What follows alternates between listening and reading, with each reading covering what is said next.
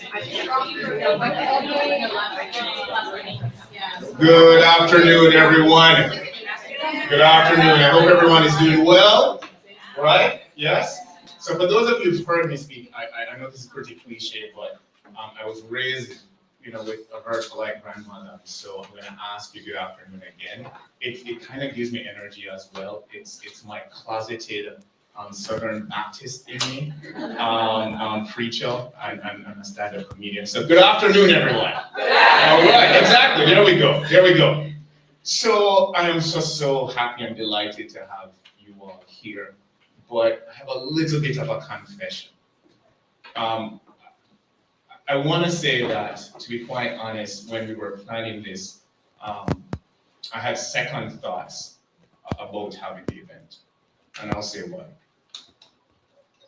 In spite of what has happened in the last few months or so and the last few years, that there's certain truths that have been called into question. And this is really apolitical, by the way. But when we have had a session called Techquity for the last 3 years, the question was, should we have it, in fear of being canceled? And it really left me, I didn't share this with the team, this is news to them. I had to save a little bit. And by the way, huge shout out to the planning team for putting this together.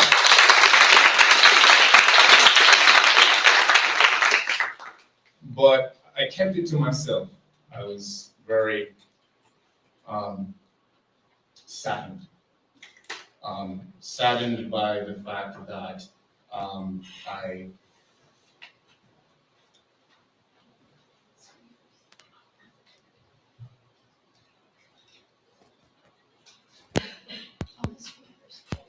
thank you, Raj. Perfect, thank you. Always happens to technologists, right? No, I was very saddened because, I felt a range of different emotions about whether or not we needed to keep this. I'm sure you felt this.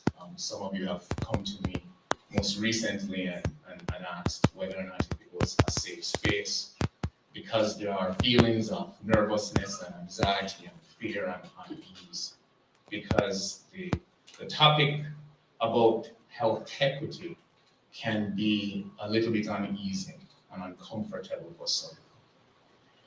And then our university celebrated our centennial anniversary on April 8th, I believe, or 7th. And I had a eureka moment, I had an epiphany. So I'm a transplant, like many of the Northeast folks that flooded to South Florida to raise and hike the prices of real estate. I'm one of those. But one of the things that I was reminded of as to why, we moved as a team from NYU and as a family was something that rings out very true to who we are as a youth. Our motto is great is truth. The concept of greatest truth comes from the book of Ezra. Not to be biblical, but I said I did have a little bit of Southern Baptist preacher in me. That the book of Ezra really highlighted 3 core themes. First, that the goal was to rebuild. That you needed to rebuild what the tribes were doing and the Israelites, and they needed a leader who was going to stand up to rebuild. And then the other thing that the book of Ezra spoke about was a period of purification. That in the period of rebuilding the truth, that we needed to be very transparent and clear what that looks like and for who we are. And to be quite honest, this is what this is about. It's about the soul of the university and the soul of science. That were we going to protect truth? And so how are we going to rebuild that? And how are we going to purify that? But then there's a third theme that rings out. It rings out about fortifying fortifying the walls around your home, but in this case, it's fortifying the barriers around our university and what we stand for, that there's no greater virtue than truth, and fortifying the soul of science, and why many of you have chosen this path of science and medicine. This is important. This is why we have this session. Because truth is called into question at our university, based on its history, that when it was created in 1925, just 1 year after, a huge hurricane ravaged it and we had to rebuild. And as we've gone through our entire history, there have been periods of purification and fortification. But one of the things that I realized as well was, in spite of the fact that we could cling on to truth, that truth alone was not enough. That as part of our way to navigate to fulfilling our most sacrosanct virtues as scientists and as clinicians and as educators, that we needed a GPS, how to be able to uphold this truth. Grounded in wisdom, grounded in purposeful design, and establishing systematic truth. That yes, we are all entitled to our truths, but at the same time, as we are building out a better, greater society, that there should be some shared truths that are unquestionable. This is what Health Techquity is about. Health Techquity is where we want to be able to discuss and to ideate and to create solutions and systems that reflect the world that we live in, but also the world that we aspire to be. And with that as the central focus of our gaze as we head toward another 100 years as a university, one of the things that we have done at the Department of Informatics and the Media and Innovation Lab, and dare I say, the University of Miami, is that we are different. We are different from the other universities, and we're very different from the different technology, coasts. We believe in innovation with and for a purpose, what we call the real IP, not just intellectual property. That when we're creating the solutions of today for tomorrow, that it's one thing to create innovative ideas, but it is even more impactful and better to create real change. Innovation with and for a purpose. And how we design that? We design it in two ways. We design around challenges, and I hope most of you, you're not unfamiliar to this, but in our healthcare and in just public health in general, that we face significant health inequities and disparities, and there's fragmented care, and there is a growing aging population that we must care for, and there's rising costs, there are healthcare shortages in terms of the workforce, and yet even though we try our best, that access is only accessible to a few and not for all. So there are some challenges that we have to grapple with, and we have to ensure that we create technologies that will allow us to at least address these, because that's how we measure our value. But we also innovate around opportunities, not just challenges. We innovate around opportunities because what we have right in front of us with the proliferation and the burgeoning of artificial intelligence and other forms of technologies is that we can improve our decision making as clinicians or public health providers. We can really forge forward precision medicine, whereby we can treat each individual based on their biology and context, and we can improve patient engagement, which is very important, because it doesn't make any sense. We build the biggest edifices and the biggest hospitals, and no one feels welcome, or they feel as if that there is care for them. And there is a growing need for population health management. This is what sits in front of us: challenges and opportunities.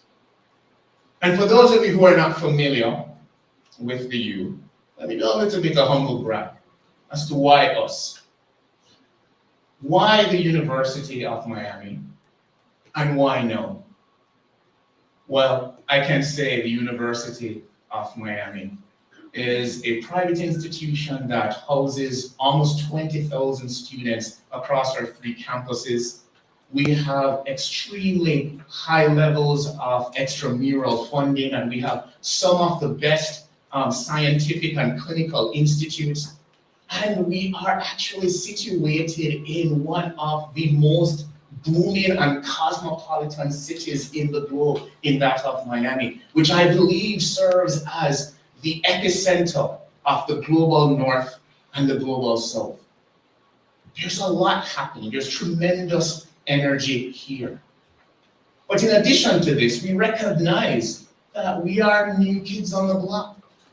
That while our friends and colleagues on the West Coast and the Northeast corridor have established digital and technology and innovation and life sciences infrastructure and ecosystems, that we believe that what we're building here is unique.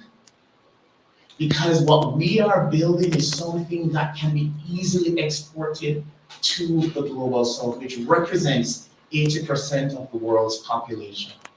And this is not helicopter aid either, because I truly believe that we can have inverse innovation, whereby the things that we create and the innovations that we create in the global south can actually be brought here to really find ways in which we can solve some of our most vexing healthcare issues right in our own backyards. And we believe that the innovations that we create here would have a ripple effect throughout the different coasts. So the way in which we've gone about creating the department and the Media and Innovation Lab is very different from a traditional department. And not to belittle other departments or anything like that, it's just different. We run ourselves like a startup. We're very matrixed. We have verticals and horizontals, and there are 5 core verticals that we focus on. And you'll hear a little bit from some of the leaders today. Education. This is critical. And I can see some of the leaders or executive dean for education, or associate dean as well for education, doing amazing work. And you will hear a little bit about it with us. And they're really pioneering this next gen MD curriculum. And so what we said is, well, let's add on to that. Let's create the new phenotype of clinician, the new phenotype of scientist, and the new phenotype of practitioner, which we call clinician innovator, scientist innovator, and practitioner innovator. That's what medicine is going to look like in the future. Our research, we focus on real-world data. We focus on digital biomarkers and decentralized trials. Our clinical operations vertical focuses on remote health monitoring and decentralized care and digital therapeutics. And our venture vertical focuses on, kind of a two-way innovation, spinning things in and spinning things out. So you will see us partnering and collaborating with some of the best founders who you will hear from today. Because we believe that in order to scale, that we can't do it alone, that we need an entire village. And then our last vertical, which is really the vertical that is responsible for today. And again, I'll just have Jasmine and Stacey raise their hands. These are amazing. So they did this on top of the 50 million things that they do. And so they've done amazing work. And so what we've done in our service and outreach vertical is to create an opportunity where the university is not seen as an ivory tower in one of the most historical communities in South Florida, in that of Overton. But we see ourselves as playing a vital role, not just for healthcare, but the economy and the social fabric of this community. We embrace that mantle, and this is what Health Techquity is about. So, What can you expect from today's roundtable? Well, in the past we've called it a roundtable, and because we've gotten so big, and kudos to you all, that we will have more of a panel and fireside chats, and I'm really excited about that as well. In part because I have a bit of a wardrobe change, so I can't wait to get a little bit more comfortable. But then we're going to talk about education as well, and we're going to find ways in which we can collaborate. Really, this is an opportunity for us. And the reason why is because we believe that the mark of an innovator is not an innovator who's just creative, but the one who anticipates what's next. This is what Techquity is about. Grounded in our mission that we want to provide technologies for all, really through the lens and vision that we want to improve patient outcomes, and really grounded in some core perennial values that we want to be trusted by all. Because we believe that we can do good through innovation. But let me give you some quick examples as to, you may ask, can you really have innovation with and for a purpose? So our group at the University of Miami, we submitted, I think, one of the largest NIH grants. Huge shout out to our executive director, Freddie Zizi, the man who's always looking very dapper.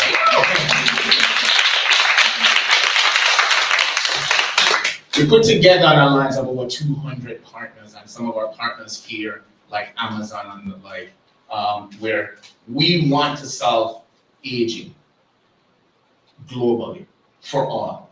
And so I will ask you to, at your own leisure, look at the harmonyalliance.org to hear how you can be a part of this program.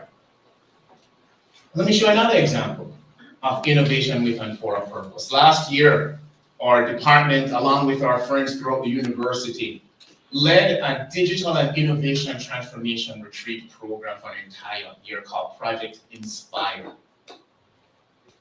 We, with the help of our colleagues from Amazon, and I literally, I have never seen such commitment.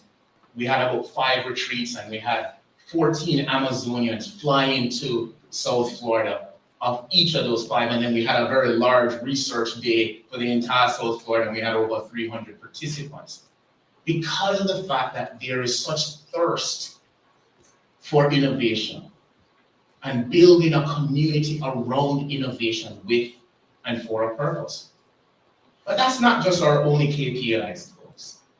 That from Project Inspire only, we were able to create, with the help of our colleagues from Amazon and Stalom, 8 different use cases and MVPs, minimum viable products.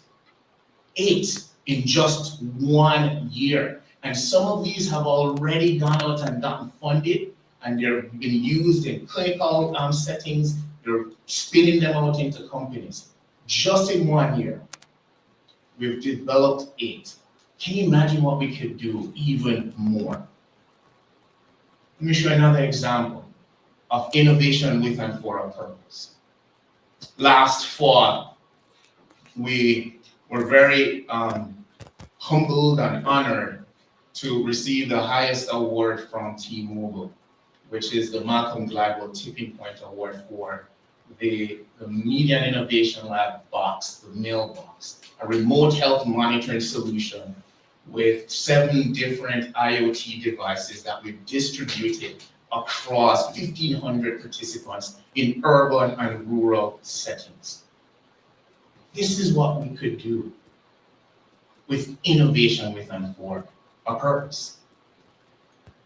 And then my good friend, Dr. Maloney, with our colleagues from the Department of Medical Education, came together, rallied together to say, hey, how can we help? How can we serve? How can we ensure that the medical doctors, the physicians, look like the world that we aspire to be? That's how I started. And they were very successful in receiving the AMA Change Ed Award. And they're building AI coaches to provide support to our medical students. And from what I've heard, they're building on top of that. And then last, and felt very uncomfortable bringing this up, but I only brought this up because the entire university, where's Luis? Is he still there? Okay, all right, yeah, perfect. So you different with the glasses. Luis is one of the leaders in our athletics department, and we've been partnering with him. So the school is great. We're all on a good high because our star quarterback was drafted #1 in the NFL draft last night. So that's huge. All because of Luis. But I say that, and I know at times I could step on toes, but as I said, I will blame the Southern Baptist in me. You can't go to church and don't feel as if you totally didn't get stepped on a little. I bring this up because I think there is a culture of celebrating sports and not celebrating the folks in doing stellar work in clinical spaces and education spaces. We gotta do better. And so our group, thankfully won the presidential award from President Biden. And so this is the 3rd time that our university won this award. And so this is proof that we can have innovation. No, we're not just leaving it there. One of the things that I'd love to do is, and I'm doing a little bit of a sidetrack thing here because I think you should present this. If you could just join me, please, Dr. Malone.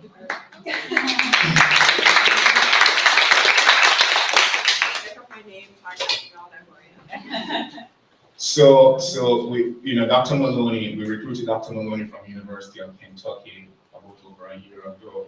Funny story. How we met was because I was actually recruited to University of Kentucky. And she was one of the folks that was interviewing me. And so when Freddie and I were recruiting folks and we were thinking who should be our first faculty member. And just like that, we said it had to be Marie. Because Marie exemplifies, I think, the great combination of brilliance and determination and just a stick-with-itness. And I know she has forged an amazing partnership with medical education. And I'd love for her to present an award. So, part of the project Inspire, we gave out what we call Inspire Awards, because as I said to you, I want to celebrate people. I love celebrating people. This is just something that makes me feel full. And I personally think we don't celebrate people enough, particularly people who are doing excellent work. And so we gave out several Inspire Awards late last year, and we said, you know what, we need to give an award for education. And so I don't know if Dr. Maloney would like to speak about our recipient of the Department of Informatics, Health, Data Science, Education Award, please. You could say a little bit more personal about the recipient, please. Sure, thank you. Gosh, we are so delighted to award to Dr. Gauri Agarwal this Inspire Award, and it's so fitting the name because ever since I met her, she has inspired me to do more and better in the space of medical education. I've been an educator for almost 20 years, and I'm so excited to partner with someone who's committed deeply to improving the education for the medical students.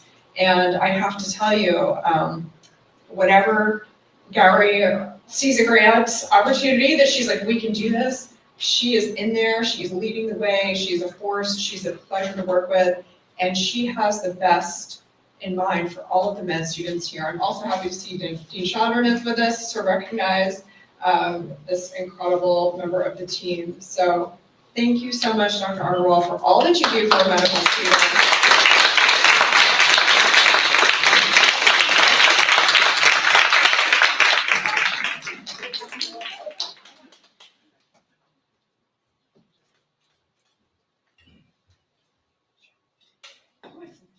Yeah, We don't go cheap.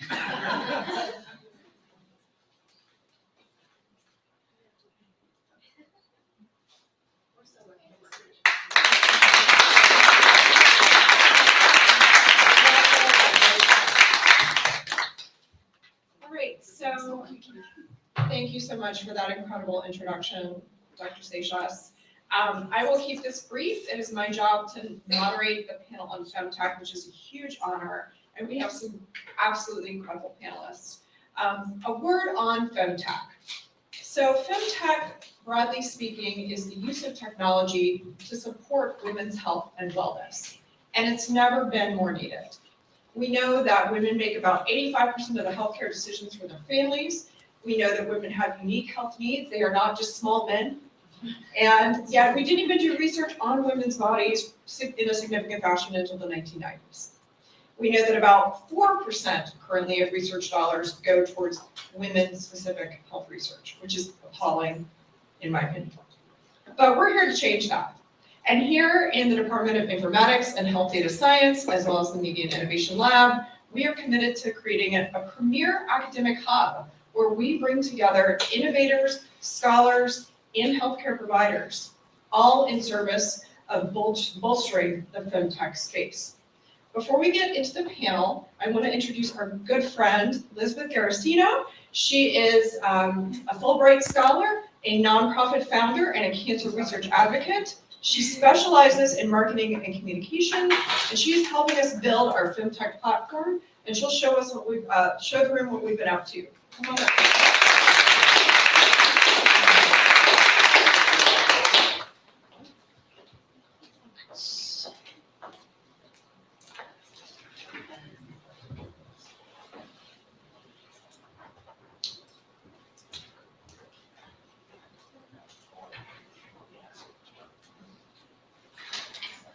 Thank you. So as Azizi mentioned, we are building out a FemTech ecosystem, and as he runs his department like a startup, we are marketing this as you would a tech startup.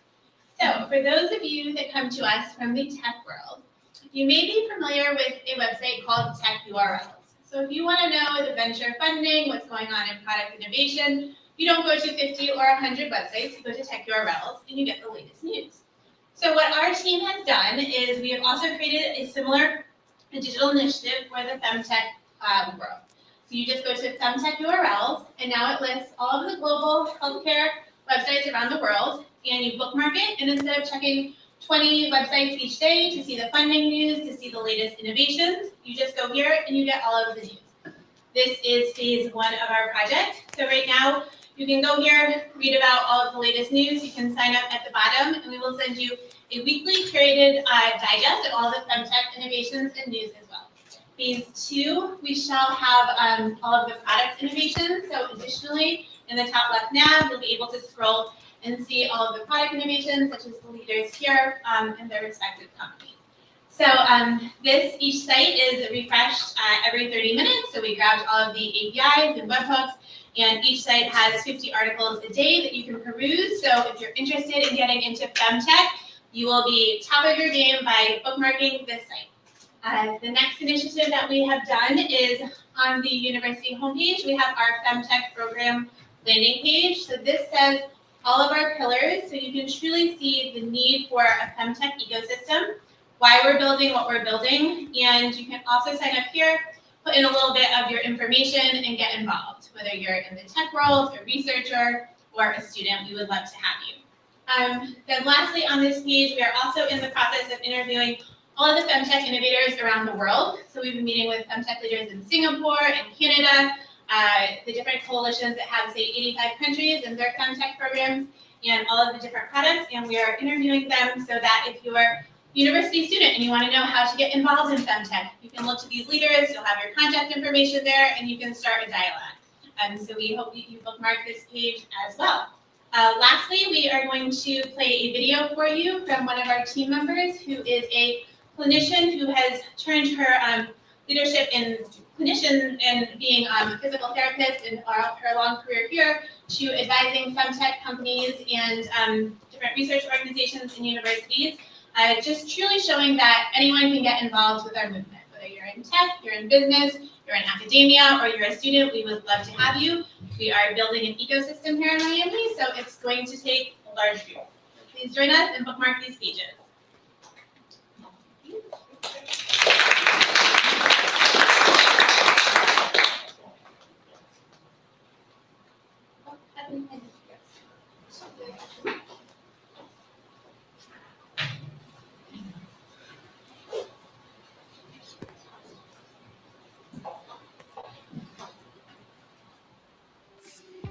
Hi, my name is Lauren Dickerman, and my professional background is in women's health physical therapy. In the 12 plus years of treating in the women's health arena, I have become acutely aware of the barriers in the current healthcare system that patients and providers face. I've experienced stressors and challenges of navigating my own healthcare journey after suffering cardiac complications during 2 pregnancies, resulting in lasting postpartum changes. It has always been my goal to leverage my clinical skills to make a bigger impact in women's health through femtech. Motivated by my own experiences, desire to create better care solutions for my young daughters, I decided to embark on a professional pivot. I am currently advising the University of Miami on projects that will improve access to care, develop high-quality care solutions, increase women's health education, and improve awareness of the femtech and women's health innovation ecosystem. The femtech space is rich with incredible innovators who have and will develop strategies to overcome access to care barriers, develop high-quality care solutions, increase women's health education, which will not only improve the lives of women, but positively affect the lives of 100% of our population.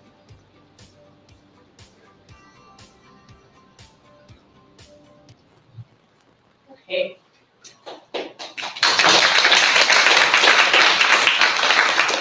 Shout out to Stacey who left the room. And also, I'm sure you were part of that, Jocelyn. All right, so now it's time for me to introduce our incredible panelists. And I will introduce them one by one and ask them to come up and take a seat on the stage. We'll start with Dr. Brooke Arbalal.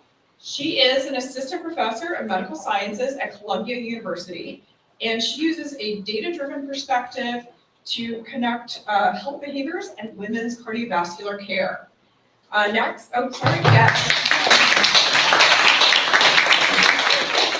Next is Dr. Lindsay Calcutt. She is the co-founder and CEO of Incora Health. She is really a trailblazer in wearable health tech, designed to track key health metrics and provide actionable insights based on women's unique menstrual cycle.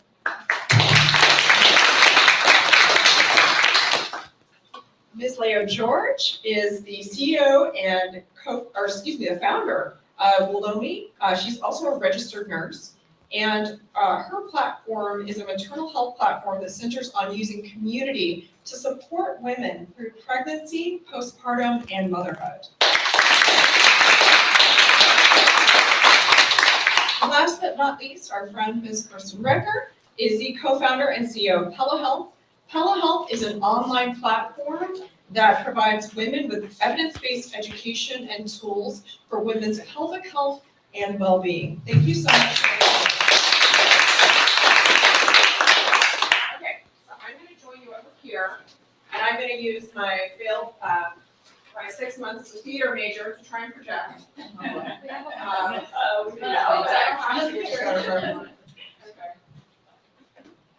Thanks. So, is this working? Yeah. Great. All right. So, for the audience, I am keeping an eye on time. I know I'm only a year into my Miami experience, and being late still stresses me out because apparently that's the norm here. So I'll try to keep it tight. And we're going to cover 3 topic areas with the panelists. All right, we're going to talk about their why, we're going to talk about their work in health equity, and we're going to talk about the path forward. Please keep in mind, I'm going to keep about 10 to 15 minutes at the end for questions from the audience. So as your thoughts come up, keep those in mind. I'm going to start by asking the panelists, each one, to tell me their why. So why is it that you got into this space? You come from various backgrounds, but you're all passionate about women's health. So tell me how you got here and what you think drove you to be in the space that you're currently in. And we'll start with Brooke.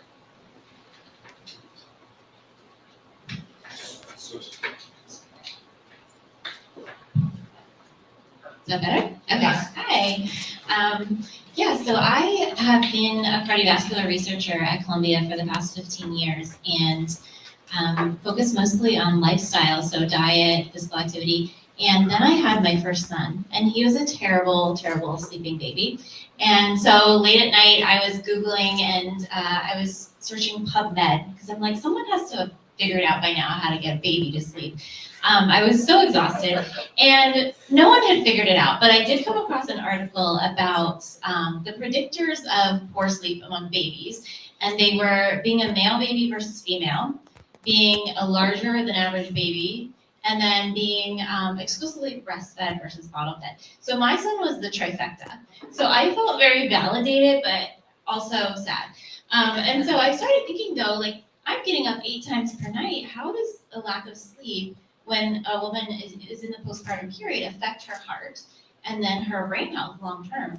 And so I actually started collaborating with my colleagues at Columbia, and we received large amount of funding from the American Heart Association to start build a center at Columbia specifically focused on women's sleep patterns and the link to heart health. And so we started that in 2016 and have published a number of studies. And interestingly, even in 2016, sleep wasn't really on the radar in terms of being a risk factor for cardiovascular disease. So we actually hit a huge milestone in 2022 because based on our work at Columbia as well as other researchers, the American Heart Association has now officially incorporated poor sleep as a risk factor for cardiovascular health. So everybody's cardiologist should be asking about how do you sleep in addition to their cholesterol, blood pressure, et cetera, all of the well-established risk factors for heart disease. But while we were studying women, we noticed that women's sleep patterns varied across the life stage, and most of the links between poor sleep and heart disease that we were seeing. So for example, in the women that we studied, we actually showed that women who had poor sleep quality, so they were actually sleeping 7 to 8 hours per night, which is the recommended amount per night, but they were getting poor sleep quality, they had evidence of endothelial inflammation, which is inflammation in the lining of the blood cells that's thought to be a precursor for cardiovascular disease. And that was some of the first evidence showing why poor sleep among women could increase risk for heart disease. And most of these associations that we saw were stronger among postmenopausal women than premenopausal women. And so we got additional funding from the American Heart Association to specifically study women who were going through the menopausal transition, so ages 45 to 55. And we did that through their Research Goes Red online platform, which, if you don't know, is the vision for Research Goes Red is to be the largest and most engaged women's health registry in the US and also serve as a research platform. So the goal is to have 1 million women enrolled in the Research Goes Red platform in the US and then expand internationally. So far, there's over 30,000 women from across the country who are enrolled. And we conducted the very first clinical study using the Research Goes Red platform, and it was all remote. So that was a big change for us because we were used to bringing people to Columbia. But the advantage of that was that we had a huge engagement of women from rural areas, such as Alaska and rural Wisconsin, that may not have been able to come to a large medical center, but they were enrolled in research. And we had a great result. We were able to publish those results among those 300 women. We initially surveyed them and said, what are your top health concerns? And they were interested in access to care is number one, but number two was weight. And so we specifically designed a study looking at adverse weight changes during menopause because it's known that women tend to lose lean muscle tissue and gain adipose tissue during menopause and how that affects their risk of heart disease. So what's nice about this platform is that we were able to take concerns that women had, design scientifically rigorous research studies, and then translate the results and give them back to women through the AHA media, the American Heart Association media channels. So that is my why. Hi, everyone, and thank you so much for the invite today. What an honor to be here and just kind of the excitement in the room. You guys are doing great things here in Miami. I flew in last night from South Carolina, so I really enjoyed the weather. Got to work and outside today, but back to my why. My why is very similar to Brooks as well. It's a personal story, it really is.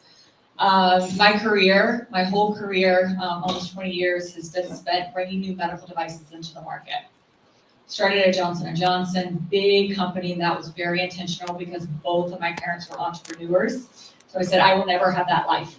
But I am doing that right now. So very intentional, getting big corporation experience and, kind of work through that. And in the past 15 years, I've been an entrepreneur in various different startup companies. And, kind of trucking through life, having a great experience, lots of challenges of building teams, products, getting regulatory approval for devices, kind of all spanning from artificial hearts, LVADs, pacemakers, dialysis products, are really, really cool technology. And then, kind of life hit me and I started getting pregnant. And I had a baby, and I had my first daughter about 8 years ago, and super excited. I've watched all these movies, excited to be a mother, and I was in the delivery room, and it was not exciting, right? It was really scary. I had a massive bleed out. I had to get a blood transfusion. You know what the OB told me? She looked at me and she said, wow, this is the most blood I've ever had any of my patients lose. You know what happened? I completely fainted.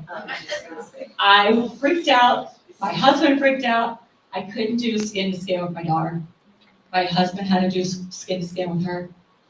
I was just like, what is going on? I couldn't experience that.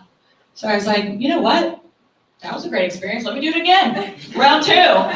So I had another daughter about 18 months after, and the delivery was good. You know what? I didn't have high expectations, so it was fabulous. But the issue was, when I got home, every single time I would stand up, I would completely faint. Every single time I would try to stand up and breastfeed, every time I would try to go get something to eat, I was like, what's going on? So I went back to the ER, and that was Christmas Eve.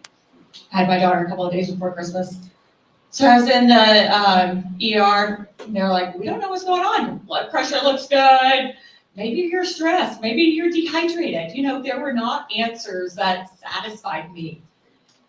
So I stopped in my path, and I was like, my whole career has been bringing all this innovation, all of this technology into the hospital system. I know hospital. I have a doctorate, a PhD in biomedical engineering. Studied this, educated. I was like, I can't figure out what's going on with my body. My doctors can't figure out what's going on with my body. What are other women doing out there? What are we all doing? No, nobody really knows. So I stopped everything and I said, women's health needs a lot of help. If we as women aren't going to really solve a lot of these big issues, who's going to? We have great men helping too, but it really lit my fire, and I said, I'm stopping everything I'm doing. And that was about 3 years ago, created a new company called Encore Health, and we're building a new diagnostic tool and continuous monitoring in the form factor of an earring, which we're excited to bring this really innovative jewelry factor to the market. However, it is very intentional in the placement of where we're taking a lot of measurements to in the ear. The ear is a wealth of knowledge of what's going on with your body. So yeah, that's my why. Thank you so much for having me. That's very happy to follow. Yeah, I think my story is sort of similar. By background, I'm a labor and delivery nurse, had my experience. And when I was pregnant and getting ready to have my child, I started to really feel like the experiences that I'm seeing in the healthcare system looks different depending on who is getting the care. Well, there was a time where I went to Eau Claire, Wisconsin to practice, and I remember in that small, tiny, well, it's not rural area, it's a town, the health system that was there, it was newly built, it was part of the Mayo system, and the labor room was overseeing a lake and all of these nice things. And growing up in the District of Columbia, doing some of my clinicals there, I was thinking to myself, like, we don't have this in the city, and having the ability to just have a different experience and evidence-based care was just really jarring to me. Even though in Eau Claire, Wisconsin, the women there were not making as much as the women in the city in DC. To me, it just seems like some of the differences, well, I don't know if I can say that anymore, but there were some differences in the target population. And so when I was going to have my child, I said to myself, really, I want to have that experience in Eau Claire, Wisconsin. But you know, we could have moved to go there. So I decided to create my own journey. One of the things is because I was scared, and I felt like if there was a birth plan that I want to have, is that I do not want to die. Whatever happens, you know, it's kind of similar to, I mean, I didn't quite have that experience, but I know going in that my risk factor of dying was really high. It doesn't matter if I have education, it doesn't matter if I'm a labor and delivery nurse, all of those things do not matter. And so I really felt scared. I didn't want to forget the nice experience where you light the candle and do all of those things at birth. I just simply did not want to die. And so I started creating my own journey. I left the District of Columbia. I went to Savannah, Georgia. Well, Georgia also has its own maternal health outcome issues, but I was able to create my own path. It's sort of like a privilege in a way to be able to not do anything and focus on pregnancy. And just because I know that the mental health and all of those things really matter in my outcomes. So I really created a path for myself. And from there, I just thought about it, okay, with knowing as a nurse, I had to do all of those things. What about other people? And so that's how WellMe sort of started, because it's like she said, okay, I have the medical background, I have the target population, I have the education.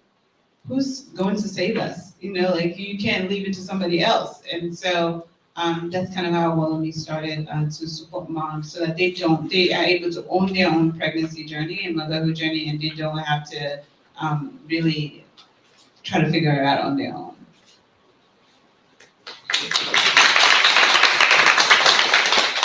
I am very inspired to be here, and thank you all for sharing your stories. My background is a little bit different. I actually come from the digital and technology sector. That's where I've spent over 20 years of my career, both building and launching and deploying mobile and digital projects here in the United States and internationally, both direct to consumer and business to business. And the reason I tell you that is because it actually served me in building Pelly Health. So my journey to building Pelly Health was born out of frustration and deep responsibility. Similar to these fabulous women you've heard speak today, I gave birth to my son by emergency cesarean, and no one had prepared me for the excruciating pelvic pain that I would face. It wasn't even part of the discussion along my journey, nor was it part of the discussion after the journey. So I was experiencing pain. I went to 4 different doctors. I didn't get an answer. I was told, you're a new mom by 1, you're stressed out, it'll just go away. Well, about 9 months later, it had not gone away. I was having severe postpartum depression, and part of that was from the pain. I also felt disconnected in my relationship. So that's a big loss that you're feeling on top of dealing with being a new mom and stressors. And so through my own searching, I'm kind of a problem solver and a builder by nature. So I dove into medical journals, I went down Google, and I did all the things to try to figure out what might be happening. And at the time, I found my way here in Miami to a doctor of physical therapy, Dr. Pam Downey, who became my pelvic PT. I went through 4 months of intensive pelvic PT, going 3 times a week for an hour and a half to 2 hours. So it was very intense, it was very severe. But through that journey with Pam, I got really fired up. Number one, I had no idea that pelvic floor dysfunction impacts 1 in 3 women. And it doesn't matter if you've had a child or not. You do not need to be in menopause. It can happen in your 20s, your 30s, your 40s, your 50s. And that was eye-opening to me. The other thing that was really eye-opening to me is I was really lucky. I happened to live in a city that had access to specialists. I could take time off of work and drive myself to go see the specialist for all these hours, and I could afford it. Many women cannot, and oftentimes it's not necessarily covered by insurance, and if it is, it may not be the course or the duration that you need it for. And if you do get it covered, you're in long wait time, so 9 months to a year. That's a long time to be quote unquote in crisis or suffering. And through my conversations with Pam, I was like, this has to be better. Like, this does not have to be this way for the patient. And then on the provider side, there was frustration about the lack of education, the lack of information. And then I'm originally from the Midwest, so I have a lot of family that lives in rural communities. To drive 4 hours to a specialist one way when you've got 4 kids, it's not going to happen. It's just impossible. So how do we provide access and information and education earlier and solutions that can meet women where they're at? That was really the impetus. And fast forward, my co-founder, who's not here, is at a different period in life. She's going through her perimenopause transition and started to experience pelvic floor symptoms as well. She has 2 young daughters, and same thing, lack of information around all those changes in the pelvic floor. We surveyed over 400 women, so like your classic startup story, what we had in our head to build is not really what we ultimately built. That's totally normal.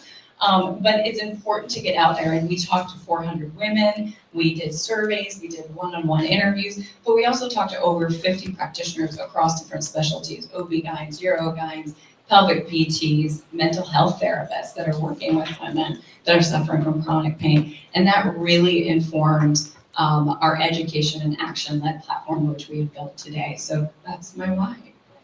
Thank you. Okay. So this seems like a natural transition to talk more about health equity. In listening to all of you speak, I've heard about the ways in which access to care environments, access to transportation, access to technology, all of these things really, really matter for women's health, and we know that they're not equitably distributed. So I will ask each of you to please think of a way, actually first, if you could define what health equity means to you in your own work, and what are some of the ways in which you intentionally build those ideas around equity into what you're creating? And I will go reverse, I will All right. Yeah, thank you for that question. So kind of building on the story, when we set out to build Pele Health, accessibility, and we'll talk about the dimensions of that, and the affordability were really critical in founding, and we're still true to that mission. For us, it doesn't serve to go and charge a very, very high price. It's not the goal. The goal is to make sure those 1 in 3 women can be reached wherever they are, whether they're in a rural Iowa community or they're here in Miami in an underserved area. And I think that still drives us no matter what we do. But it also means access to information for us in a relatable way. Pelvic health in particular, like many topics, is very stigmatized. A lot of women don't want to talk about I'm leaking and peeing my pants, or I'm having painful sex. Those are kind of like very uncomfortable topics. And then what we learned from some of our surveys, if you throw on that medical terminology, it just becomes a lot to deal with. So when we talk about accessibility, we also put in relatability within that. So I think making sure for our solution that it's accessible, it's relatable, it's affordable, and that might look different for different people and different organizations and different health clinics that we serve. I think for us, we had to take a step back and look at the data. So I'm gonna say the data now, even though they're not longer polled. So Black women are 2 to 3 times likely to die on their pregnancy journey. And so that's data, that's me, and so, and also different women are very unlikely to be screened during their pregnancy and motherhood journey for mental health disorders. And it's even worse, depending on what race you are, and that's across all race, right? So we still have a screening problem in the United States. And if you live in a rural area, we have almost 60% likely to be at risk as well because of the closure and a lot of the health system and all of those things. So looking at the data for us and saying, what are some of the issues and why is the data the way it is? And developing strategy based on that. So for us, we understand that even if when a Black woman goes to the provider, oftentimes they tell us, "Oh, you need to go to the provider." It's because they're not going to the provider. That's why that's happening. We see in the data that shows that even when we do go to the provider, right, we're still having bad outcomes. And so we had to go back and say, what is happening in those situations, and using that data to support our intervention and our strategy in what we're building. So for us, we realized that we created 5 pillars. One of the pillars is that provider-patient relationship, making sure that we're strengthening that, because we know that that is an important key to improving outcomes. And we know that, for example, midwifery care, we know that it's evidence-based, that it improves outcome. So we are making sure that midwifery is leading all of our work. So even though we don't provide like one-on-one telehealth, but in the midwifery space, but we know that the curriculum, everything that's built is making midwifery accessible for moms, so that when they go to their provider appointments, they're able to have a conversation from the midwifery perspective, even if it's an OB that's seeing them. We know from evidence that interdisciplinary care, which is when a midwife and an OB work together, we know that works. And so that's kind of how we are able to do it through tech, to make sure that moms are ready for their provider appointments, and they're getting the best relationship with their provider appointments. The other thing that we know as a community is that group support works, and a lot of us women, we're built to have community, and especially in a lot of the targeted community that we serve. And so using that to inform our intervention. So one of our pillars also community, so making sure that we are having group support at pregnancy circle, pregnancy, postpartum care, it's always around a community. And even though experts is there, but at the very least, we're making sure that moms are consistently in communities, we're built in community. And the other part is like mental health integration. So we know that a lot of the moms that we serve, you cannot separate the mental health, the trauma, all of those things. When you think about different ethnic groups and some of the trauma that they're carrying around, and there's so many different research on how it affects our cells and it affects birth outcomes.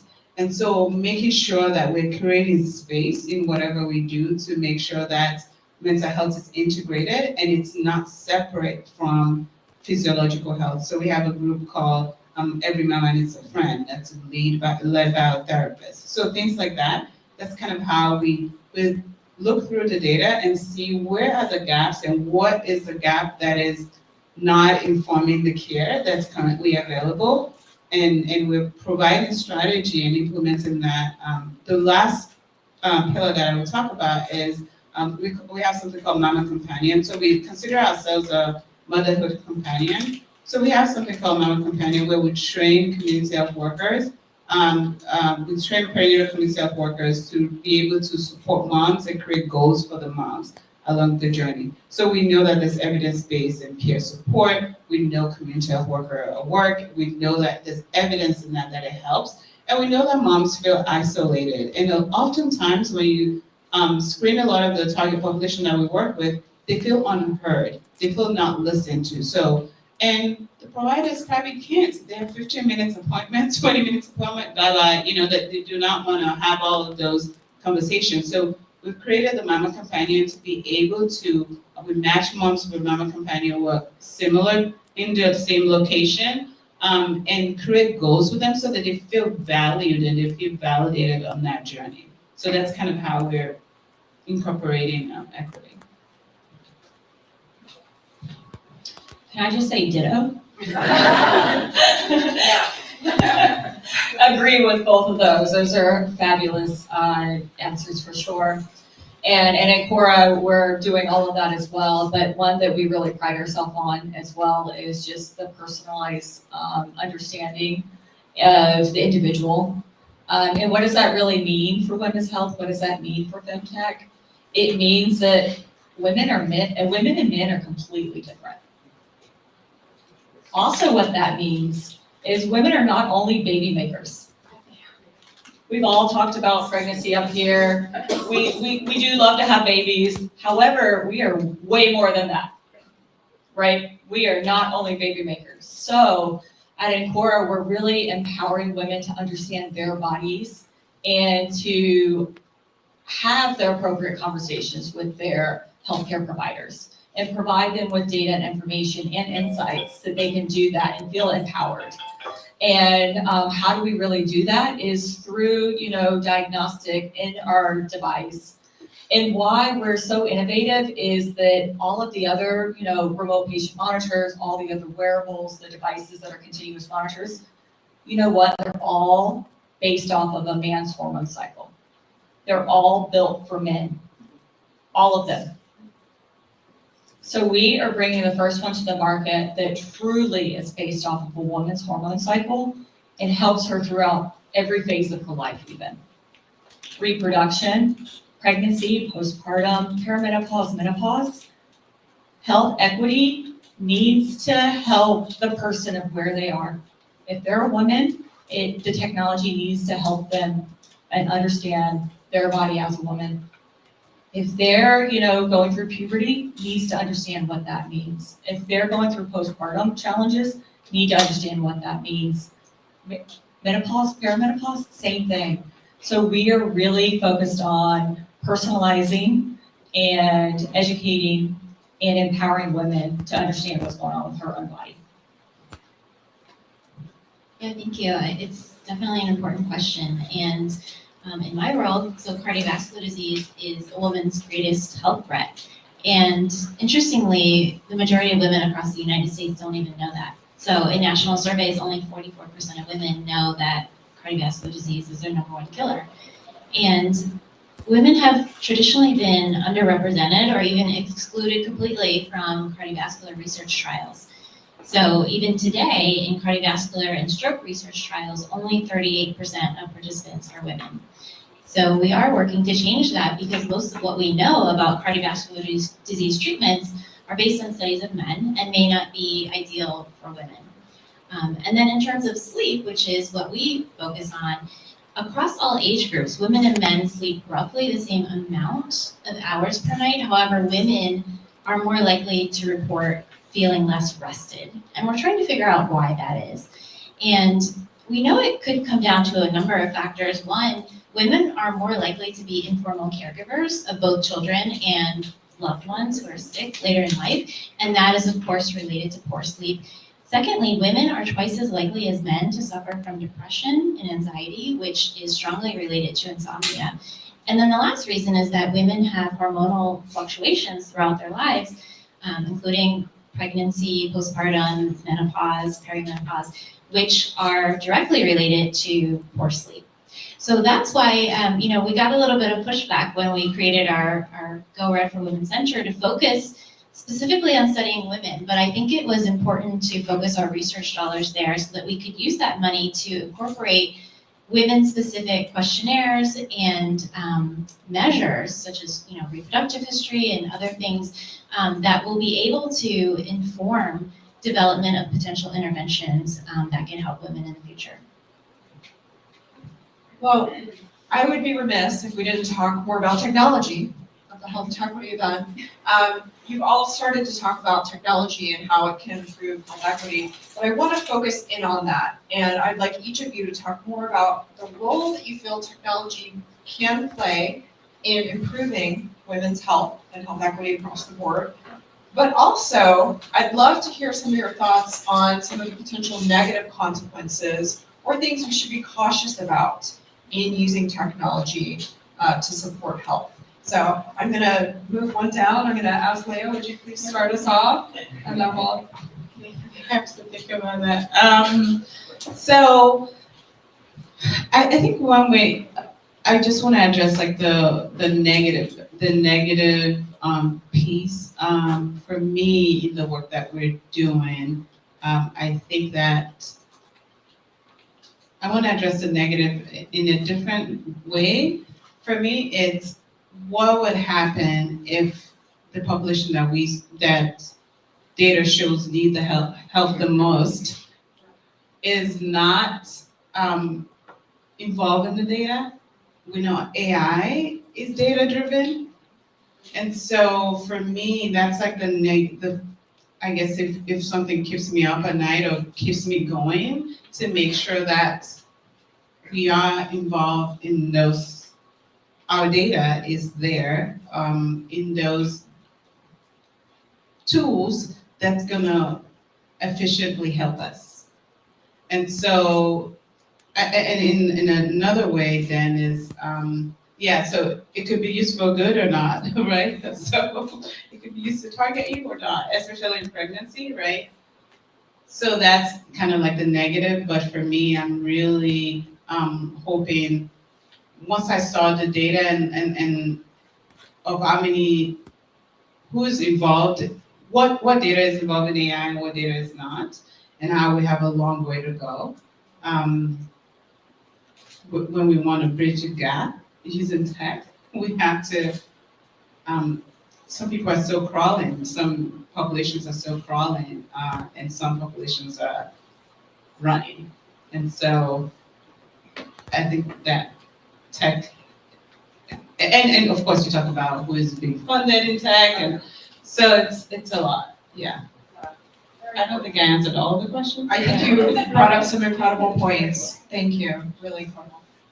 Yeah, and I will dive in and expand on the AI for sure. AI is a hot topic right now, right? Everyone is loving it, trying to experience it, trying to understand what can it even do. Are we going to be sleeping with a robot next year? We don't know.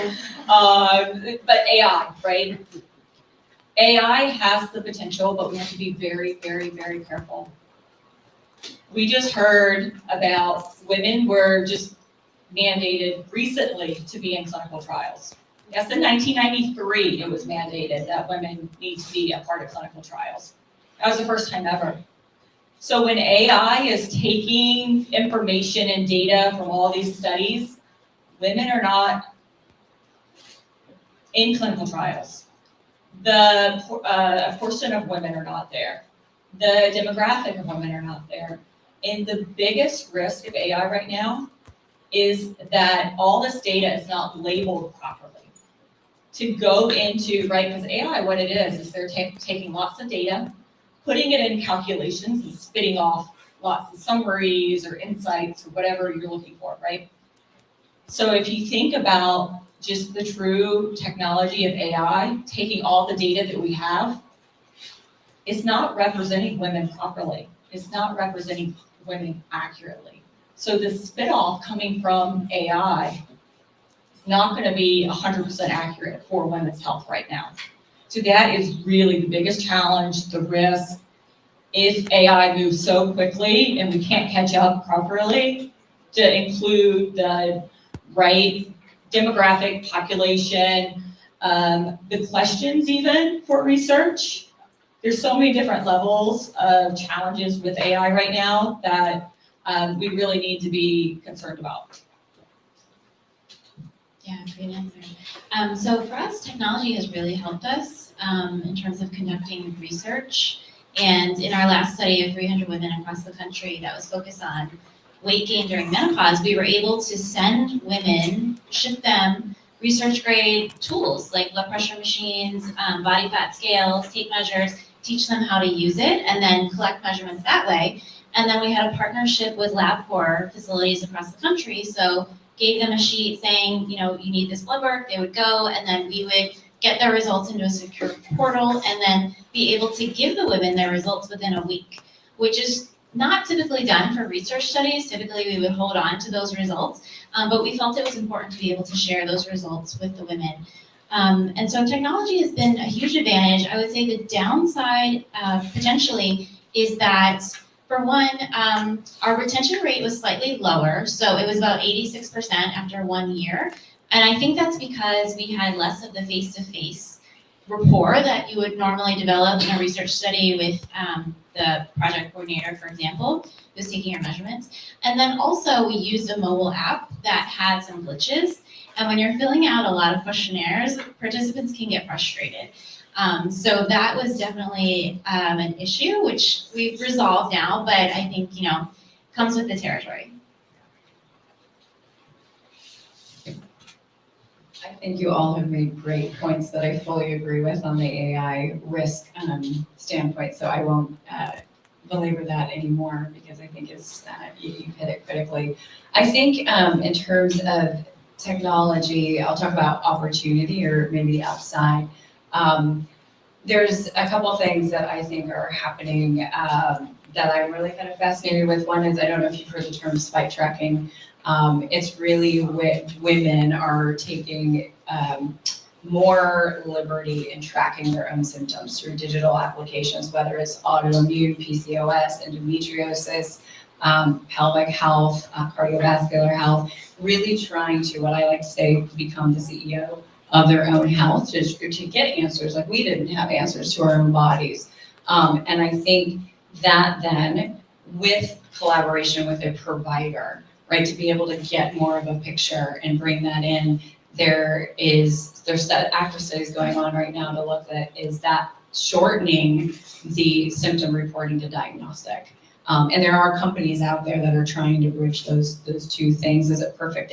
Absolutely not. We're at the beginning of this journey. We're certainly not in the middle or the end. I think that is really interesting. I also think digital therapeutics coming to the market, you're seeing more and more of those go to market, which I think is really critical, especially when you talk about rural and underserved populations, assuming they have access to technology. And I think that's also something we have to talk about, especially when we talk about the aging population. I worry about that often, right? How do you reach them in a world that's moving very, very quickly? And how do we ensure they're part of the conversation as we age? So I think those two things really kind of jump out at me. And I think you're saying more, and you had it on your first slide, about how we're bringing health into the home, and whether that's remote monitoring devices or a company like Telehealth bringing you short snippets of action-based things that you can do on a daily basis. I think that changes the dynamic. So it's not just what you're experiencing in the clinic, it's how does that supplemental care extend beyond the clinic into a day-to-day health management plan that previously wasn't afforded to us. So I think there's a lot of opportunity. There's certainly a lot of risk. And we have to keep all of that in mind as we build and we continue to grow and scale companies. Thank you. So you brought up a great point that there are more pieces to this puzzle, right? One important piece, and I know that there are providers in the room, is the piece around the patient-provider relationship and the role that technology and these platforms can play.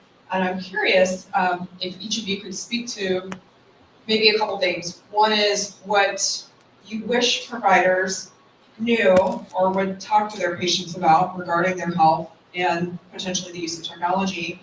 And then what are some of the barriers that you see to this uptake in technology in the provider-patient relationship? So health insurance providers come to mind. There are other barriers there, but let's start with, what do you wish that healthcare providers were telling their patients? One theme that I heard from many of you is not feeling supported in your health journey as women.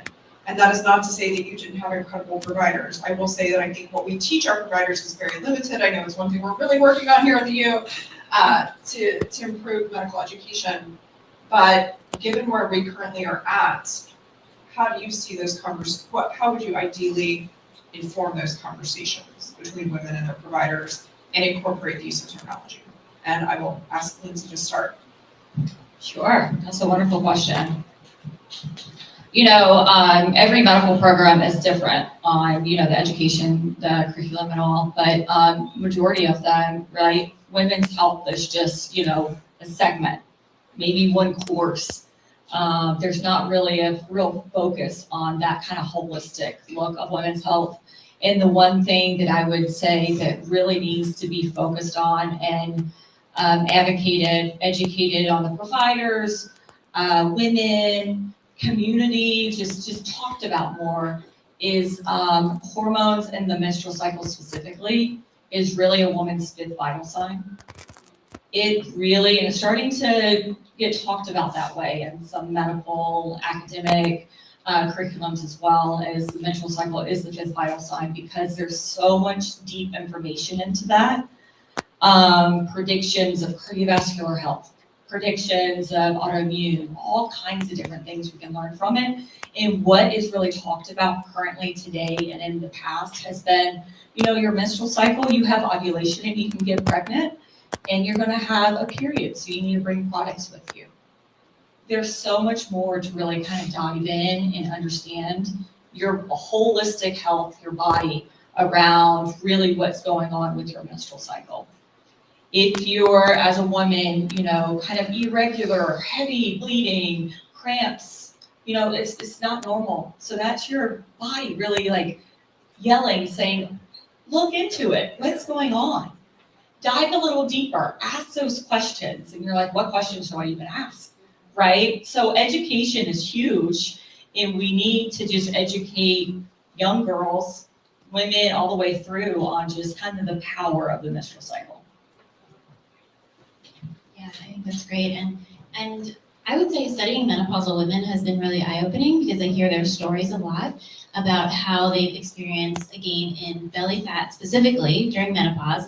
And they go to their physician and say, I've been gaining weight, my diet and exercise is exactly the same, I'm not doing anything differently. And they feel gaslit by their healthcare provider saying, well, you must be doing something different. But that's not true. There's actually evidence that the hormonal changes independently affect a gain of visceral fat during that menopausal transition. So I think just women even knowing that or being aware of it, they feel relieved and, okay, this may not be my fault, but what can we do about it? And I think the same thing for sleep. It's great that we now have technology that most people have a wearable, either their Fitbit or their Apple Watch, or Ring, and now earrings. Yes, I love that. And they will go to their physician and say, this is my data from the past 7 days, and here's how I've been sleeping. Now that can be a double-edged sword because sometimes, people are a little bit worried about their data and it becomes a vicious cycle of insomnia. But I think information is power. So I'm happy to see the technology being used that way. Yeah, I think for the provider, I think oftentimes there's skepticism around what is my patient learning out there? Like what, or like even if you're bringing a product or a platform and you're like, oh, I'm doing an education, like, what are you teaching my patient? Are you like teaching them to like fight against me? Like there's a whole lot of that. As the patient is not really totally trusting the provider is not totally trusting what's outside of their telehealth or like what's outside of their system because they can't control it. And so I see sometimes a lot of that. But the patients it's better if the providers are choosing and are open to embracing different technology and innovation because the patients are out there anyway, they're on TikTok and they're getting this information. So exactly. So it's either we embrace it and I know that we cannot do everything in 15, 20 minutes and we don't have the time and embracing what else can build trust. And I'm hopeful that with the different APIs and things like that that are connected to electronic health record, we're able to share data so that the provider feels like, okay, I can trust them. They told me what they did when I wasn't there. So yeah. Yeah, I'm gonna come at this from a little bit different angle, because I fully agree with everything that's been said, but, I think I think there's a lot happening, and I think providers generally are putting their best foot forward to give the patient the best service and outcome that they can, but in 15 minutes, you can only do so much, and that's a lot. And then I think about, and I'm grateful for the volume of innovation that's happening right now around health, because it's so needed. These companies wouldn't exist, this wouldn't be here, if there wasn't a gap that needed to be filled. And I think that's also a lot coming at the provider, right? Or, you know, there's 10,000 mental health apps, for example, right? How do you know which one is right? And how do you know which one to lean on? And I think as innovators, as founders, it is also on us to ensure we're fostering collaborations across the aisle, that we're partnering with academic institutions, that we're partnering with providers. We have a great expert panel and a clinical advisory board, and you're doing that early and you're doing that often, because providers talk to other providers, just like women talk to other women and recommend solutions. So I think that's really critical and key. I also think it's important, going back to those 10,000 mental health apps, 3% have been validated by academic studies. So I think it's really important, right? If a provider is going to recommend something to you, then as founders and innovators, we need to think through one of those steps to make sure that we give the confidence to the provider to do that. There's a lot happening. It's happening faster than it's ever happened before. So I hope that answers the question, but I wanted to come at it differently. No, I love that. We're gonna do just in about the remaining 5 minutes, we'll do a speed round question. Each of you are leaders in your field, you're innovators, you're brilliant women.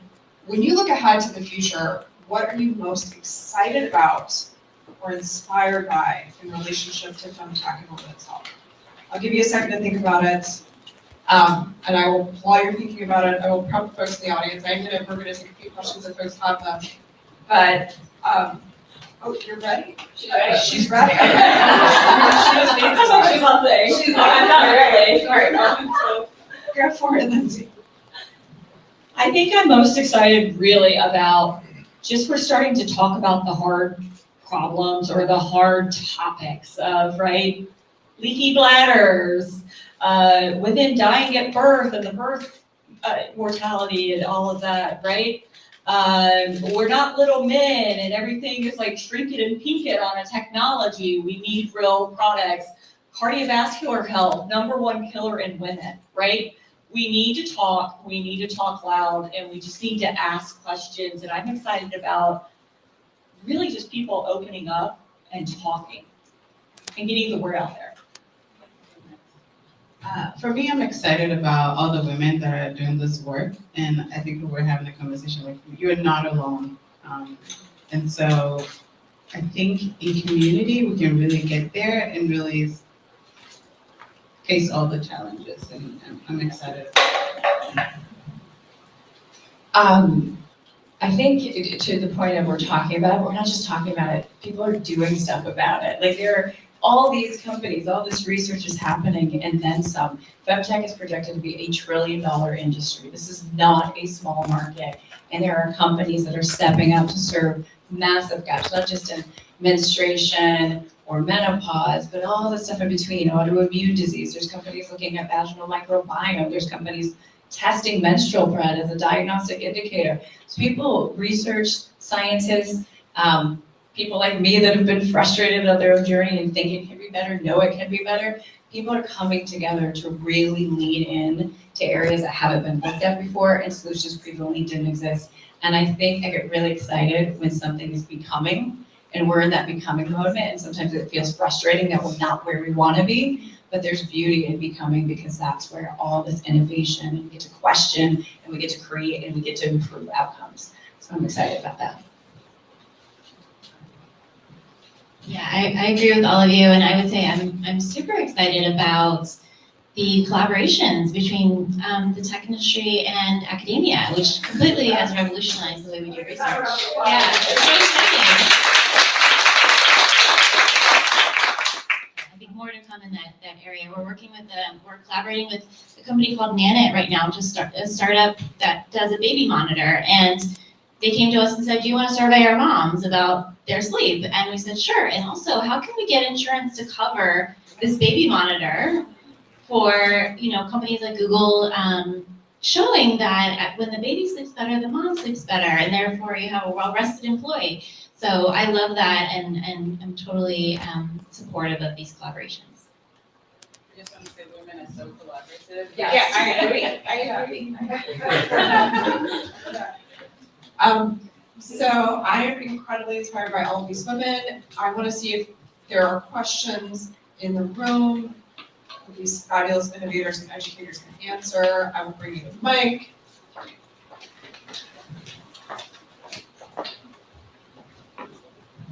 Hello, thank you so much for the panel. So I have a question, non-technical question around venture capital funding. Have any of you guys gotten that? I know about 10 years, FemTech was really heavily on fertility, at-home fertility and monitoring. It seems to have swung more to understanding your body in general. And how has that resonated with potential investors? It's hard. Women founders, women-led teams get less than 2% of VC funding. That's a stat that's in every magazine, every, TechCrunch report. It's really hard. However, what we need to start talking about is women do a lot with a little bit of money they get. I mean, a lot. The biggest challenge I've seen with pitching and raising money from VC is the education that's required to actually get to the level to pitch the opportunity, right? Because most of the investors are men. So there is a limited population of women investors, partners that are, kind of starting to build a career and getting into that and writing some checks that'll kind of move the needle. But yes, for the men, they like to invest in what they understand, what they see the need for, which makes sense, right? So the education of getting them up to understand why FemTech is an opportunity, a need, something that needs to have the appropriate money so we can really get the solutions to the market is really the biggest challenge. And I'm not used to being told no. I usually get a lot of what I want, but that was another challenge of, someone once told me you need to talk to 100 duds to meet your one stud, right? And it really is that. So just get used to no. But when you find the right partners, it makes sense. It's really good. And they bring money to the table and strategic partnership too. So that's really kind of how we've approached it. Not raised, so, but I think we have some investors, but we haven't actually officially raised. But I think that one of the things that I'm being told as I'm getting ready is, just be confident about the story that you're telling. And I also feel like we have to get further ahead in order to be able to raise. Typically, guys are like, they write on a sheet of paper. I'm told, I've never experienced this, but I'm told that you can just write it, and if you're in the right room, you get funded.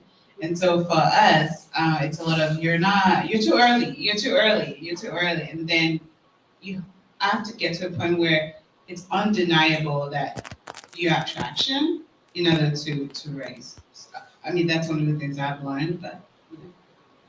Yeah, I'll just be really quick. We're really early on in our fundraising journey. Previous companies I've raised for different sectors, search and AI before AI was what it is now, and another company, all male teams. And I'm not saying it could have been the sector, it could have been the team, but we were able to raise millions very quickly.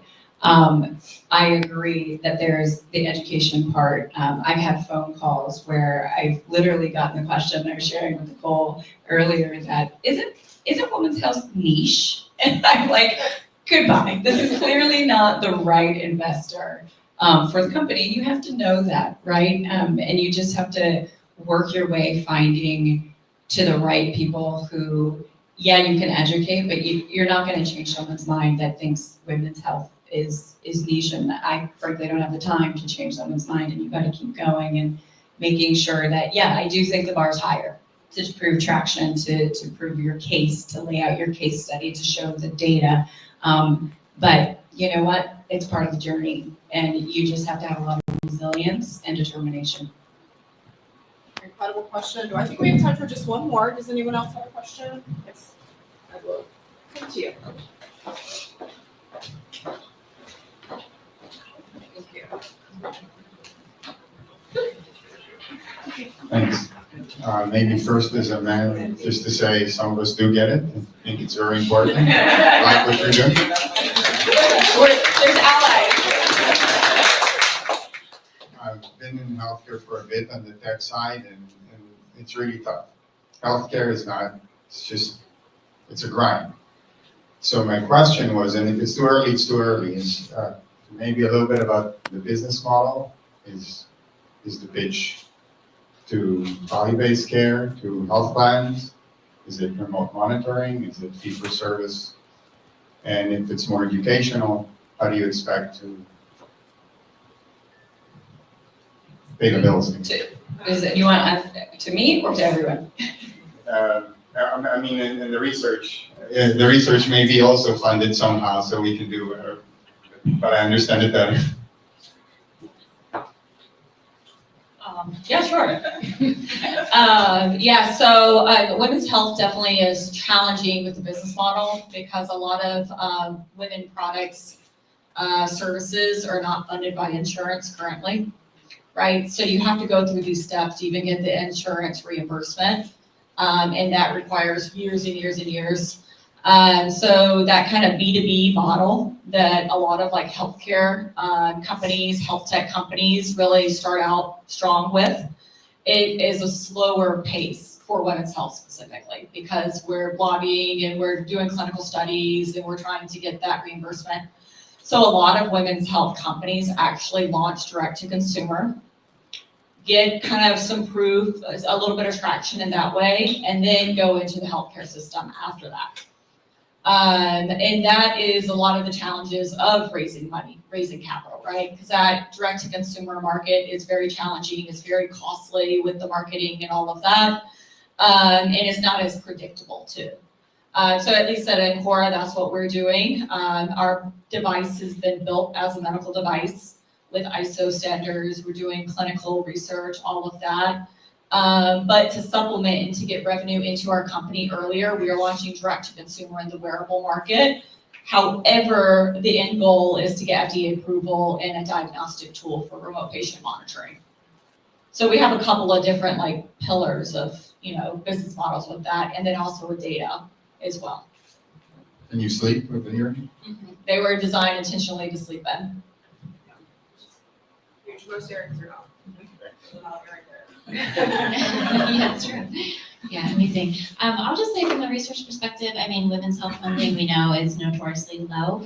We've been very fortunate with our funding from the National Heart, Lung, and Blood Institute at the NIH and the American Heart Association, which is the largest funder of cardiovascular research outside of the federal government. So I think because we're focused on women's cardiovascular health, maybe because it's not specific, another type of women's health, maybe that's why we've been fortunate.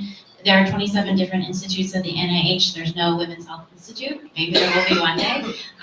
But so far, so good. So fingers crossed.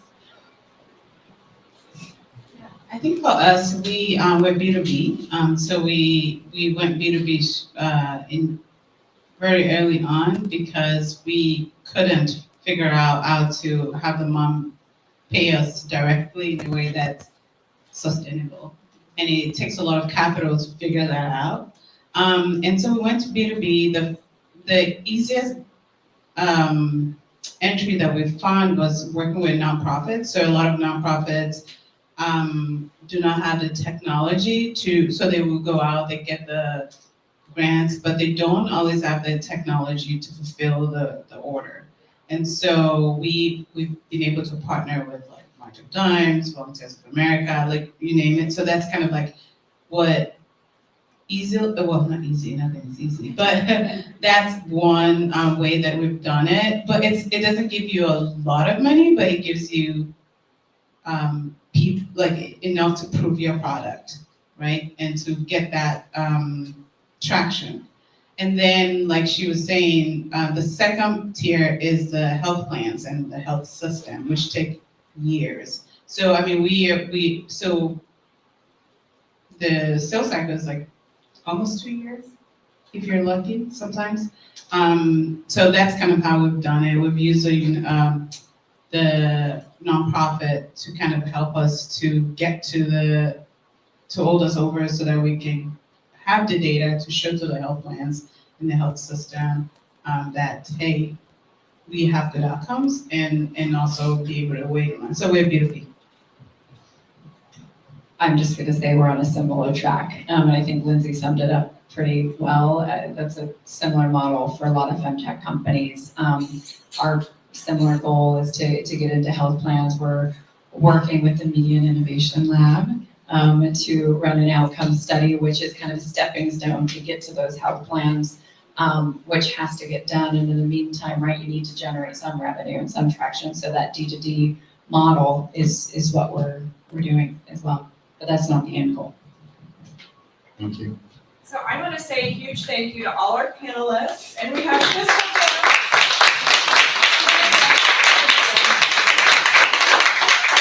I hope that you're all as inspired as I am, and I learned a tremendous amount.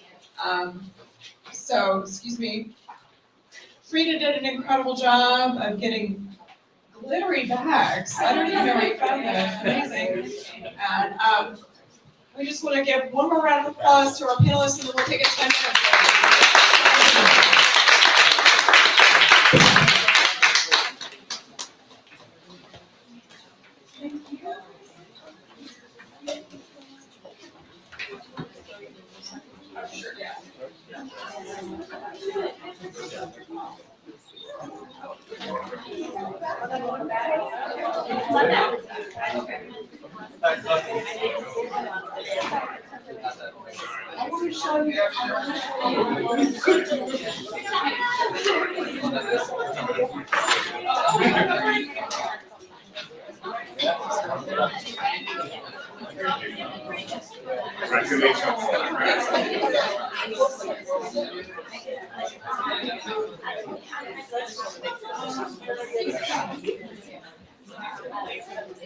I think we'll just have a 5-minute break instead, because I know that we're a little bit behind, so we'll just have a quick 5-minute break just to stretch your legs, please, and we're gonna begin. Thank you.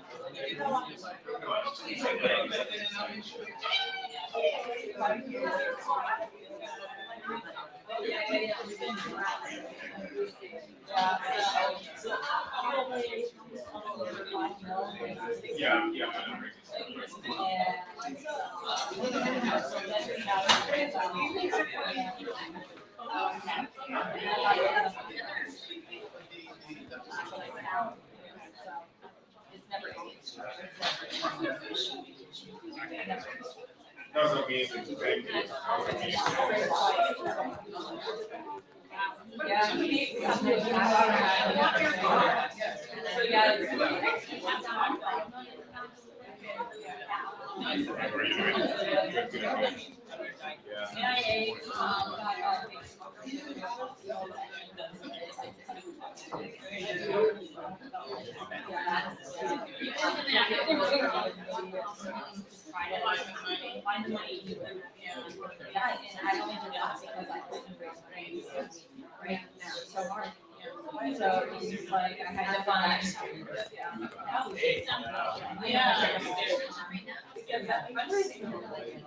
Yeah. Oh, yeah.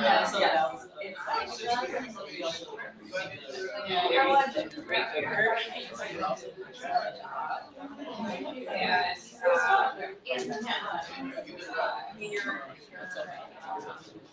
The range of what you're offering is really good. And also, the standards. We're also coming from different backgrounds. For what question? I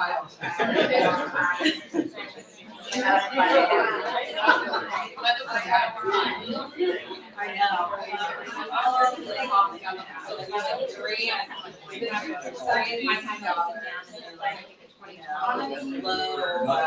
Yeah, we would.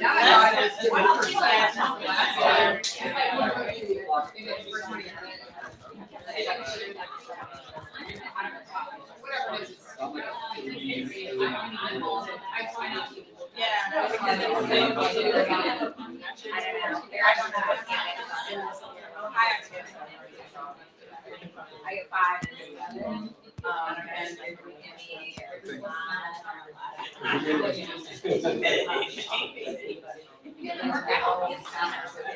yeah, so I'm gonna ask that question.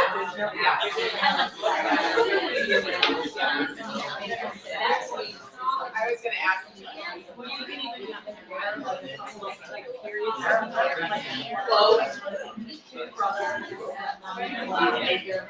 Yeah, we can get some.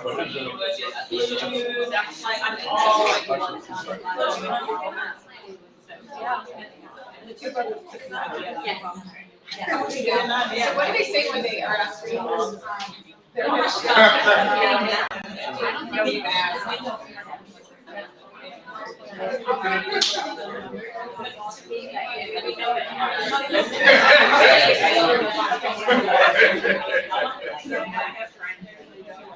Yeah.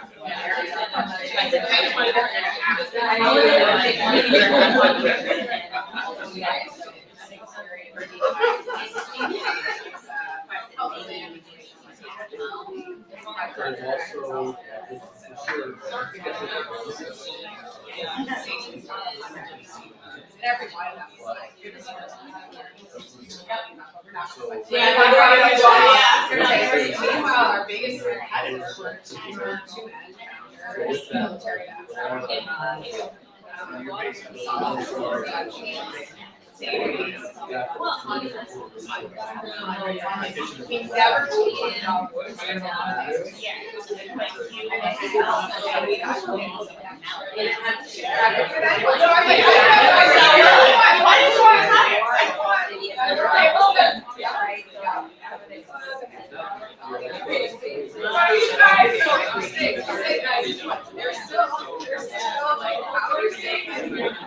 yeah, love that.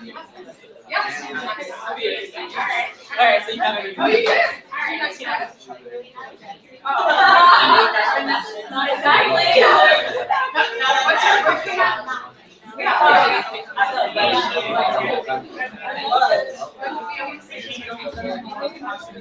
Which is your comment? Oh, okay, great. How's your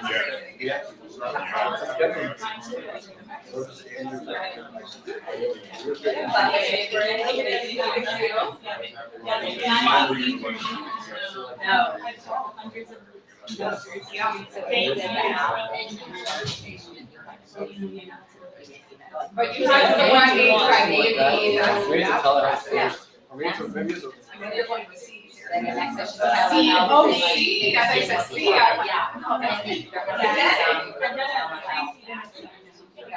And are you investors? Who's investors?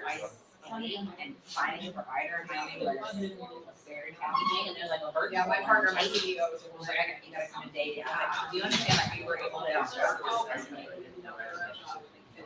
And you get better at the work that you do because you do get better. Or legs, right across around like that. We just use like You're the most evidence based, you're the smart guru, you're right. I know, we're not going to. Yeah, okay. At least you didn't say something negative. I think we're gonna sometimes say Yeah. some Yeah. too. Yeah, but the place that we went to in Ohio. Yeah. And they were like, "Oh, that's very good." That is really Agree. This is What? Could be an influencer? You know. I'm like, so you guys don't sell a male They don't do sales therapy. I understand that. Yeah, exactly. Why lie? Yeah. Really? Well, when we hit success, then we find out how to get us that. Yes. I was like, okay, well, I'm not sure why it's happening. Starting to, yeah. Pipeline. So, yeah, so you guys try to. And, yeah, they're. I mean, my kids had to be there Right, for my like first 2 years was Bill, but then your mission was we talk about you just have sons. Yeah. All of our sons, right? Yeah, we don't live in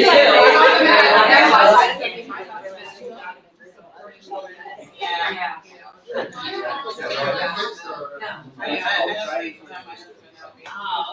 So how do you know? Yeah, right. Down 3 mile radius. Yeah, 3 miles is a long time. Right, so. Anyone? One mile from our house. It's like- It's your question. Even if you go. For me, I'm okay with it, but that's a debate, some people are really, put off by the term in general. Yeah, so I prefer. But I think if you go back to like why Listen. in the space, what should we be doing? Yeah, Whitney.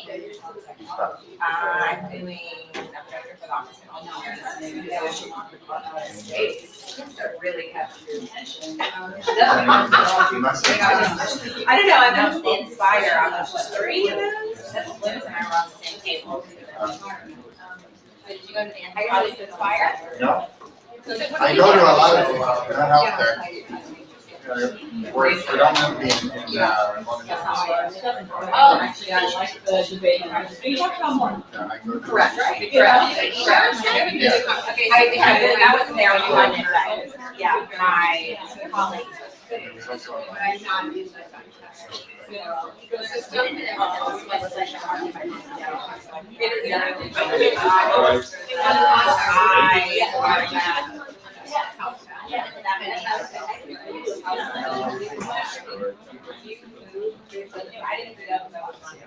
My story.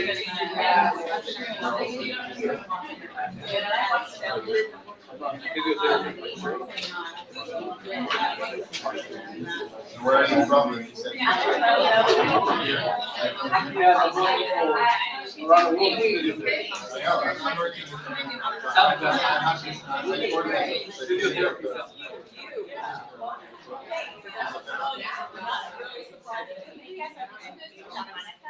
Hi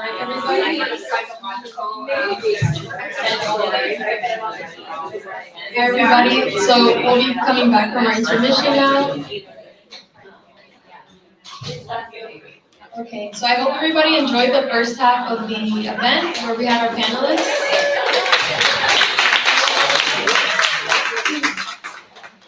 So my name is Jasmine Rubio and I'm the clinical research coordinator here at the Mill.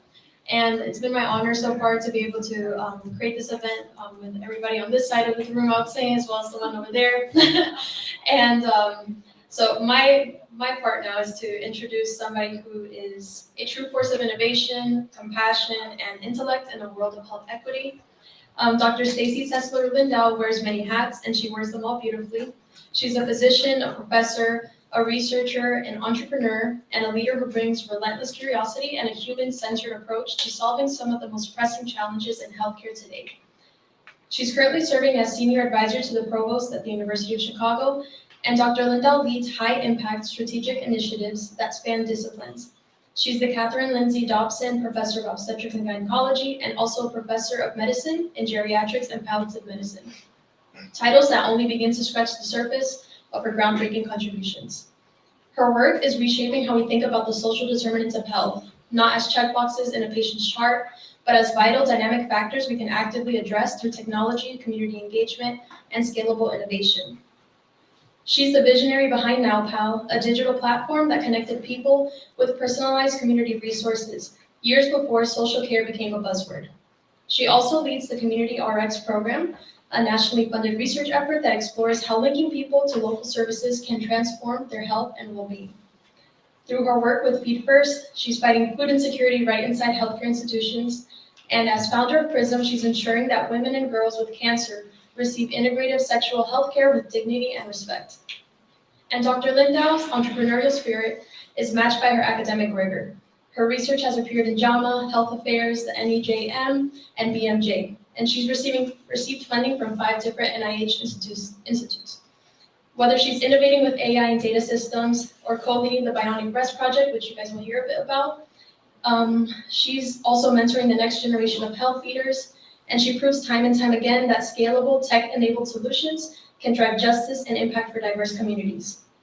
And just to round out her resume, before becoming a physician, she was also a broadcast journalist with the Wall Street Journal, so she might outhost me as well. And so please join me in welcoming a true pioneer of the intersection of technology, social care, and health equity, Dr. Stacy Lindell.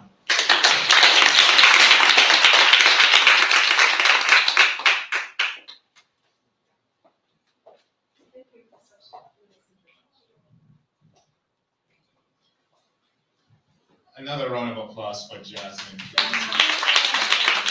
When we were, sorry, I mean, they're gonna all hate me for telling these stories. So when we were recruiting Jasmine, we said, she's gonna be the next president of the United States, and that's her name in our group. And so thank you, Jasmine and Stacy, for planning the whole thing in such a fantastic introduction. Dr. Lindo. Yes, sir. Yes, doctor. Please feel free to call me as easy. Welcome to the U, and we're very happy to have you here. And I must admit, I'm a little bit fanboying right now. For those of you, yes, I am. When we were putting this together and we were discussing who we should invite, and the team brought back a selection of individuals, and your name was right at the top, and I said yes. I said, I believe one long time ago we were somewhere giving a talk and you were the keynote and I was just a small little pleb in the audience, and you looked at me and I felt like my world changed. But I think it is. But thank you for being here, and we are just so delighted to have you come all the way from Chicago. We wished it was a little bit colder to really have you stay longer with the warm weather, but we're really excited. So our plan really is to have a really nice conversation, and I hope it's okay with you, and hopefully you will probably feel compelled to ask questions as well. But before we jump in, if it's okay with you, I'll have a little bit of an icebreaker if that's okay with you. So sorry, we didn't tell her this stuff, the question. So this is not scripted at all. So if you feel as if you don't want to answer, that's totally fine as well. So, which would you prefer, coffee or tea? This is a question that I ask myself literally every day. It's amazing that you asked me that. Really? Yes, and sometimes I just alternate. Today I'll have Earl Grey with a little bit of organic half and half. And tomorrow I'll have coffee with a little bit of organic half and half. And the bottom line is, as long as I have my little bit of organic half and half, it turns out it doesn't matter. That is a common denominator. Well, I'm more of a tea person growing up in the Caribbean, so we're Yes. more like herbal teas. Yes. Even though, people would always say that, coming from Jamaica, how is it that I don't drink coffee? I think they You want don't. Yeah, no, they want to remove my Jamaicanness. No, Yeah. we should never do that. Yeah. I think that a little caffeine every morning is good, but I'm really a 1 cup a day person. Yeah, because I like my sleep. I'm looking for my friends here, so Yes, sleep is key. it is. Yeah, It 8 is. hours a night, I'm a devotee. Oh, all right. Yes. All right, I Do you like that. sleep 8 hours a day? No. No. You weren't supposed to say that. You should. Well, you know what I usually say? I agree. I really should. I usually say sleep researchers don't sleep so that others can sleep. Oh, well, what I say is, because I'm a gynecologist and I treat sexual dysfunction, you're gonna thank me for this. The most underappreciated reversible cause of low libido for men and women Yes. is sleep. All right. Chronic poor quality sleep. If you can't get aroused, maybe you are exhausted. Just saying. Yes. This is I feel news. judged. This is news. This is news you can use when you go to cocktail parties tonight. I was gonna loosen the tie, but I didn't get to do the wardrobe change, but that did it for me. There you go. All right, this is fantastic. All right, you want to do some more icebreakers? I'm sure. Okay. You're in charge All right. here. Okay, perfect. So if you were to do karaoke, what would be your go-to song? Well, I did once perform Bette Midler's The Rose on a cruise ship. Wow. And, I should have thought about this before I performed because I really don't have a singing voice. And a cruise ship is a place people could literally go jump over. Thankfully, it didn't happen.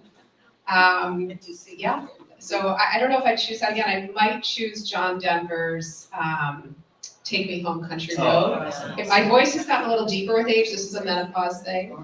And it's right in my range now. Yeah, yeah, So I know what we're gonna be doing after. yeah. Perfect. I'll just ask one more question, and I think it probably gets to the heart of today's conversation. If you were to ask your colleagues to describe you with one word, what would it be?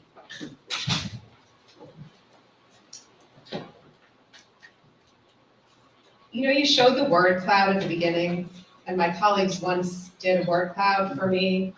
And I think, and it's funny because I put the word cloud in a frame and hung it up over my desk, and I'm trying to picture what was the word in the middle. But I think I would hope it would just be kind. The kids, when I would drop them off at school every day, I would just always say to them, be kind to people, be kind to people. And my youngest son once said that kindness meant to treat other people like they're your family. And actually, that is the etymology of the word kind, kin. Yes. So yeah, I would hope they would say kind, but they might say something like energetic or loud walker. I am known for that. Authoritative type of? No, I just move fast. I'm a fast walker. Yeah, you must be a fast walker. Yeah. And I try to walk slower because my husband is a slow walker. And I just physically cannot. It's painful. I just cannot walk slow. I can tell why. Because, let me just read out what Dr. Linda has done. Don't be I hurt mean, from Jasmine. No, but let me put some respect on it some more. Now, Paul, Community RX, Bionic Breast, so many, goes on and on. I am a serial entrepreneur. Yes. Can you explain that for those who may not be aware what that is? That is. And a physician being a serial entrepreneur, don't you have enough to? I do, and I never, if somebody had asked me in high school, what are you gonna be? I never would have said entrepreneur, and I actually would never have said doctor. I thought I would be a teacher, and I actually studied secondary education and political science at the University of Michigan. Go Blue, any fan? I think that's the wrong M, but I'm on the wrong campus. But honestly, there's so many Michigan graduates, I've never been in a room where somebody didn't say go Blue. Somebody's married to a Wolverine. Somebody must have a kid at the university. Wow, I'm not, this is not Dorothy, you're not in Kansas City. We're deeply the U. Sorry. What were we saying? Yeah. Sounds like you said you want to be, teacher. You Yeah, studied at teacher, the and I thought it University of might be a Michigan. principal or a Yes. superintendent one day. I did not think I was an entrepreneur, but the fact is, to survive as a principal investigator in an academic institution and to compete for funding at NIH with a female name, we have to function like entrepreneurs who can compete at the highest level with our ideas. And, once you wrote your K award, and then you wrote your R01, and it finally gets funded, and then all of a sudden you're expected to submit an R01 on every single cycle, it's sink or swim. One has to figure out how to sell her ideas, or not. And in the process of selling the ideas, we started to realize that there was demand for the ideas in the real world. The Center for Medicare and Medicaid Innovation came to life as part of an appropriation from Congress in 2011. And that entity offered funding for healthcare innovation awards. And the Round 1 Healthcare Innovation Awards required ideas that would improve health, improve healthcare, lower costs, support the workforce of the future, and that would be sustainable. The expectation of the innovator was that she would deliver back to the taxpayers a sustainable business model. So that was really the first time that I had been asked to sell my idea all the way out to a sustainable business model. Usually the sustainable business, like, we're gonna write a program project grant next, and it was in the course of 2012 to 15 of delivering on the expectation of that innovation award that we had a work stream, a sustainability work stream from day one. I had an entrepreneur in residence in my lab, and there was demand for the thing we were doing, and we spun out a company and grew it. And it was at that moment I realized, I guess I am an entrepreneur. And once you do it, you realize it's really a matter of courage. You have to have a good idea and you have to execute. But then there's so many people who have good ideas and who could execute, but they just haven't done it, so they can't see how it's done, and it feels scary. So yes, I did it once, and I looked back and I realized I actually had started other activities inside the medical center or in the community that had sustained themselves. I really realized looking back that I was a serial entrepreneur. And then I thought, okay, there are a couple of things I want to do, and now I'm sort of a proactive serial entrepreneur. That's fascinating, and thank you for that. So as an entrepreneur and as a scientist with that blend, what were, I guess, some virtues or that you felt really were important for you to have such a successful, sustained career, particularly doing the work that you're doing in communities, and I think the previous panel was just amazing. Particularly highlighting the faces of the voiceless. What were some of those virtues or things that you learned along the way? Because I think there's so many people out here who look at you as the paradigm of how someone's career should go, but they don't get to understand what the details were. If you could just shed a little light retrospectively, please. Yeah. I do think it goes back to being a medical doctor and the privilege of being behind the closed door, with another human being who has come for help and who has the courage to share what's ailing them. And all the ideas I've worked on have come from questions my patients have asked for which I could find no good answer. Very simple questions, like when I was a gynecology resident, a young woman who was dying with ovarian cancer said to me, will I be able to have sex after this surgery because I want to consummate my marriage before I die? So obviously that whole case I'm not gonna find in the literature, but you think you might find an answer to the question in, 1997, will I be able to have sex after my hysterectomy? But there really wasn't a good answer, and this just corroborates what we heard my colleagues saying, that the evidence about what women can expect for their health and their recovery and their survivorship, it is limited. Or a hospital chaplain in our children's hospital said to my colleague, Dr. Dorian Miller, parents are going hungry at the bedside of their child. They're asking me for my sandwich. And Dr. Dorian Miller whispered this in my ear as I was literally walking to give our first year medical students their opening day lecture on equity. And I had been a mom with a child in the children's hospital. My son, when he was 11, unexpectedly had a stroke. He plays for the Paralympics team now. That's the silver lining. But he's all grown up and he's doing fine. But I had the experience myself of being so hungry while he was in the hospital, but being completely unwilling to leave his bedside.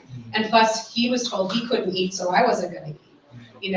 Other parents go hungry because they couldn't afford the food in the cafe downstairs. So this chaplain asked the question, why are parents going hungry at the bedside of their children? And how are parents gonna make life and death decisions for their child if they don't have enough calories in their brain? This led to Feed First, a hospital-based food pantry system. So I think the one answer to your question was just being a really well-trained medical student and doctor, taught that our job is to hear and to listen, and through hearing we heal. And if we don't know the answer to a question, it is our oath and obligation to find an answer. I think I just took that really seriously. And secondly, my work has always been community engaged. So it might be patient engaged, it might be working together with leaders and organizations in the community I serve. I serve people living on the south side of Chicago, about 1 million person geography, that's about half the landmass of our city, predominantly Black community. And thankfully, through my doctoring, I was able to build enough trust and capital in my community that people let me into conversations about what should the health of our community look like long-term, and how are we gonna get there? And what community leaders and members said was, if we're going to get to good health long-term, we need to engage the youth as partners in this work. Young people need jobs on this campus. They need to be part of the science that we do. And if not, we won't come to solutions that they can carry forward. And that led to MapScore, and that led to Community RX. So I think it's about listening. I really do. That's a fantastic point. Listeners are important. In terms of NOPO or Community RX, I think you just provided, a fantastic story behind Feed First. What was the story behind NOPO or Community? Yes, please. It started actually, so Feed First, which is a hospital-based food pantry system.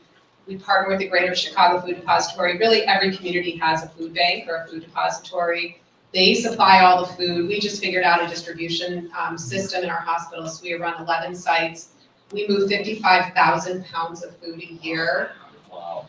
We serve about 30,000 people through this free food pantry system, no barriers, no questions asked, give people the dignity to take what they need and to give back. So Feed First is what's called a universal approach to food insecurity, no barriers. Community RX is a universal approach to social care. And so I'm a universalist, I guess. Yes. I know that term has different meanings in different contexts. So we were doing the Feed First work. We were working with our chaplain and then our pediatricians and our families to figure out how to alleviate hunger in the hospital setting. And at the same time, I'm engaging with community members more generally on this question of how do we build better health and healthcare for this geography. And this is 2007, 2008, 2009. And the community answers with whatever we're gonna do, we're gonna involve children, youth, and we're gonna employ them. We're gonna produce data that everybody can use. So we got whatever data we collect, everybody gets. And we're gonna solve our problems in a way that what we do here works elsewhere. There is a value from the community for scalability and replicability. They saw it as wasteful to be idiosyncratic in our efforts. So I think that's really important because the fact that we had a shared value around doing our work in such a way that it would not just benefit our local community was critical to scale. So MapScore was next, from BFIRST was MapScore, employing youth to gather data about the assets of our communities. Youth are one kind of assets. They wanted to focus on the business and organization assets of the communities. Most communities employ youth in the summer. Many youth organizations would have kids do asset mapping, paper and pencil, Yes. clipboard, go out and find all the youth organizations in the community. Yes. It was busy work, really, Yeah. because at the time they came back, they had their reports, they went on a shelf, nobody ever did anything with data. So we brought technology to community asset mapping, we trained youth on data collection, we trained them to talk to community leaders so they could get good quality data. And then we taught them to analyze the data, to build websites and put the data there, and then they presented the data in scientific forum every summer. And this grew and grew and grew until now, today, we've employed more than 3,300 youth in multiple sites across the country with MapScore. MapScore was 2 or 3 years in, and I'm talking to a relatively young group, but some of you might not realize that about 15 years ago, we were not using digital for health records. Paper and pencil, prescriptions, scribbly handwriting. When healthcare went digital, it was going digital to make it easier to bill, easier to prescribe drugs. Nobody really was thinking about easier to take care of patients or better for patients. So at that time, 2008, 9, 10, there was a thrust around meaningful use of health information technology. And the charge from the feds was, people have to start showing how we can use electronic medical records to actually make patients' lives better. In that context, we thought, wouldn't it be great if we could plug the data the youth were collecting about all the resources of the community into the digital workflow so that doctors and nurses and social workers could prescribe community as easily as we could prescribe drugs. By the way, we know that community is what really drives health. Drugs are important, but it's everything else outside of our bodies that determines people's health. So why shouldn't we be prescribing that? I agree. So NowPow came from the idea to prescribe community. So the youth generated the data, NowPow bought the data from MapScore as a sustainable revenue stream for MapScore, and then NowPow grew to a national company with the benefit of that Healthcare Innovation Award from CMMI. Well, first of all, congratulations. That seems like quite a highly systematized ecosystem that you've built. Built from necessity, but also ingenuity as well, and listening to it come from the community. Yeah. You said earlier that the goal is universality, not necessarily idiosyncrasy. Some might think, however, though, that without building something bespoke for a community, taking into consideration culture and mores and values and the needs, might be a missed opportunity. When you're developing these solutions and programs, what were some potential headwinds that you encountered, or did you encounter any resistance from stakeholders like the community or others? Yeah. I'm so glad that you said this because community, so when we build solutions from the ground up, whether the community is a geographic region like the whole south side of Chicago, or the community is women with pelvic floor dysfunction, when we start with the soil, I don't mean soil in a negative way, I mean the earth of the community we're serving, then the technology is built to stand on that ground. If we build top down, if I had just come up with the idea, let's start prescribing community, built a technology and tried to plug it in, it would have died on the vine.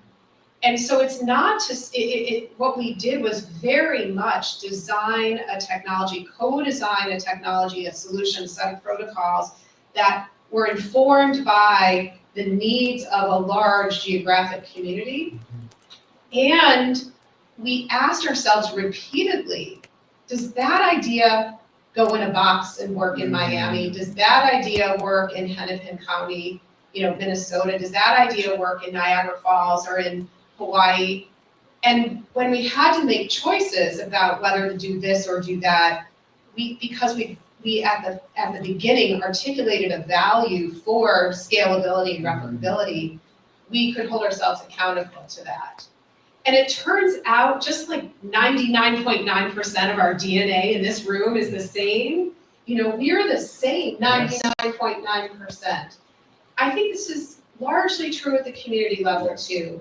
If it works on the south side of Chicago, built from the ground up, chances are it also works in Niagara Falls or Miami, or does it need to be tweaked here or there? Do we need to build to make sure that that every healthy prescription could be auto-translated to every one of the world's languages? Yes, and people who speak different languages also live on the south side of Chicago. So I think one can develop in a very community engaged, hyper local way, and build a solution that works universally. It's just that at some point we might get too hyper customized that we're now trading off customization versus generalizability and scale. So I don't think it's an either or proposition. I like that. I like that because, given the climate that we're in, the concern always is portability, universality of solutions. Yeah. And I really, like how you built your solutions and products for that in mind. But I'm going to pivot slightly to talk about the bionic breast, because that obviously, in some ways, has had to be, bespoke in some ways, right, and intentional. Say a little bit more, please, about the story. Yeah, the story behind that. Thank you. It is my favorite topic today. I'll just warn you all, it's impossible to talk about a bionic breast without gesturing to one's breast. You know what? So this is why I'm clutching to the mic. Every time I do this, for some reason, my natural gesticulation is that. I mean, as long as you're pointing to your own breast. Yes, that's okay. You'll probably Yes. start gesticulating over here. Yes, no, we're keeping it. Yeah, keeping it here. But it's a human impulse, and even my male colleagues do it. It's so interesting. It's just, yeah. Sometimes I wait to say that and just see if it happens. Yeah, no, I'm clutching this one. Well, okay. The Bionic Breast Project is developing a fully indwelling device to restore sensation and mitigate pain in women's breasts after mastectomy. I've never developed a device, and I never planned to develop a device, but I was behind the door in the clinic with a patient who would come to see me because she was not having libido or sexual arousal or orgasm after her mastectomy. And I did the normal gynecologic exam, and I explained to her what I found, which was really a relatively expected exam. And I said to her, and I know your surgeon recently did your breast exam, I read the note, it looked reassuring. And she said, it wasn't reassuring to me. She said, my breasts are numb. I can feel nothing. They're dead to me. They look good in a sweater, but they're dead to me. And she said, so I think you should examine my breasts. Essentially, I need you to bear witness to what I'm living with. And I examined her, she stopped me in my shoes, and I examined her breasts. And by the way, I never made that assumption for anyone else. I asked every single patient after that, would you like me to examine your breasts? And here's why some women would like it. And she said, what are you gonna do about it? And she said it to the right person. Because like I said before, I really believe that part of the oath I swore to as a doctor was to solve the unsolvable, was to answer my patients' questions. So it's not okay to say, I don't know. So I went to the books and what are we doing? And there are innovations to try to restore not just a mastectomy isn't just a bad haircut. It's an amputation. And it's been treated like a cosmetic problem.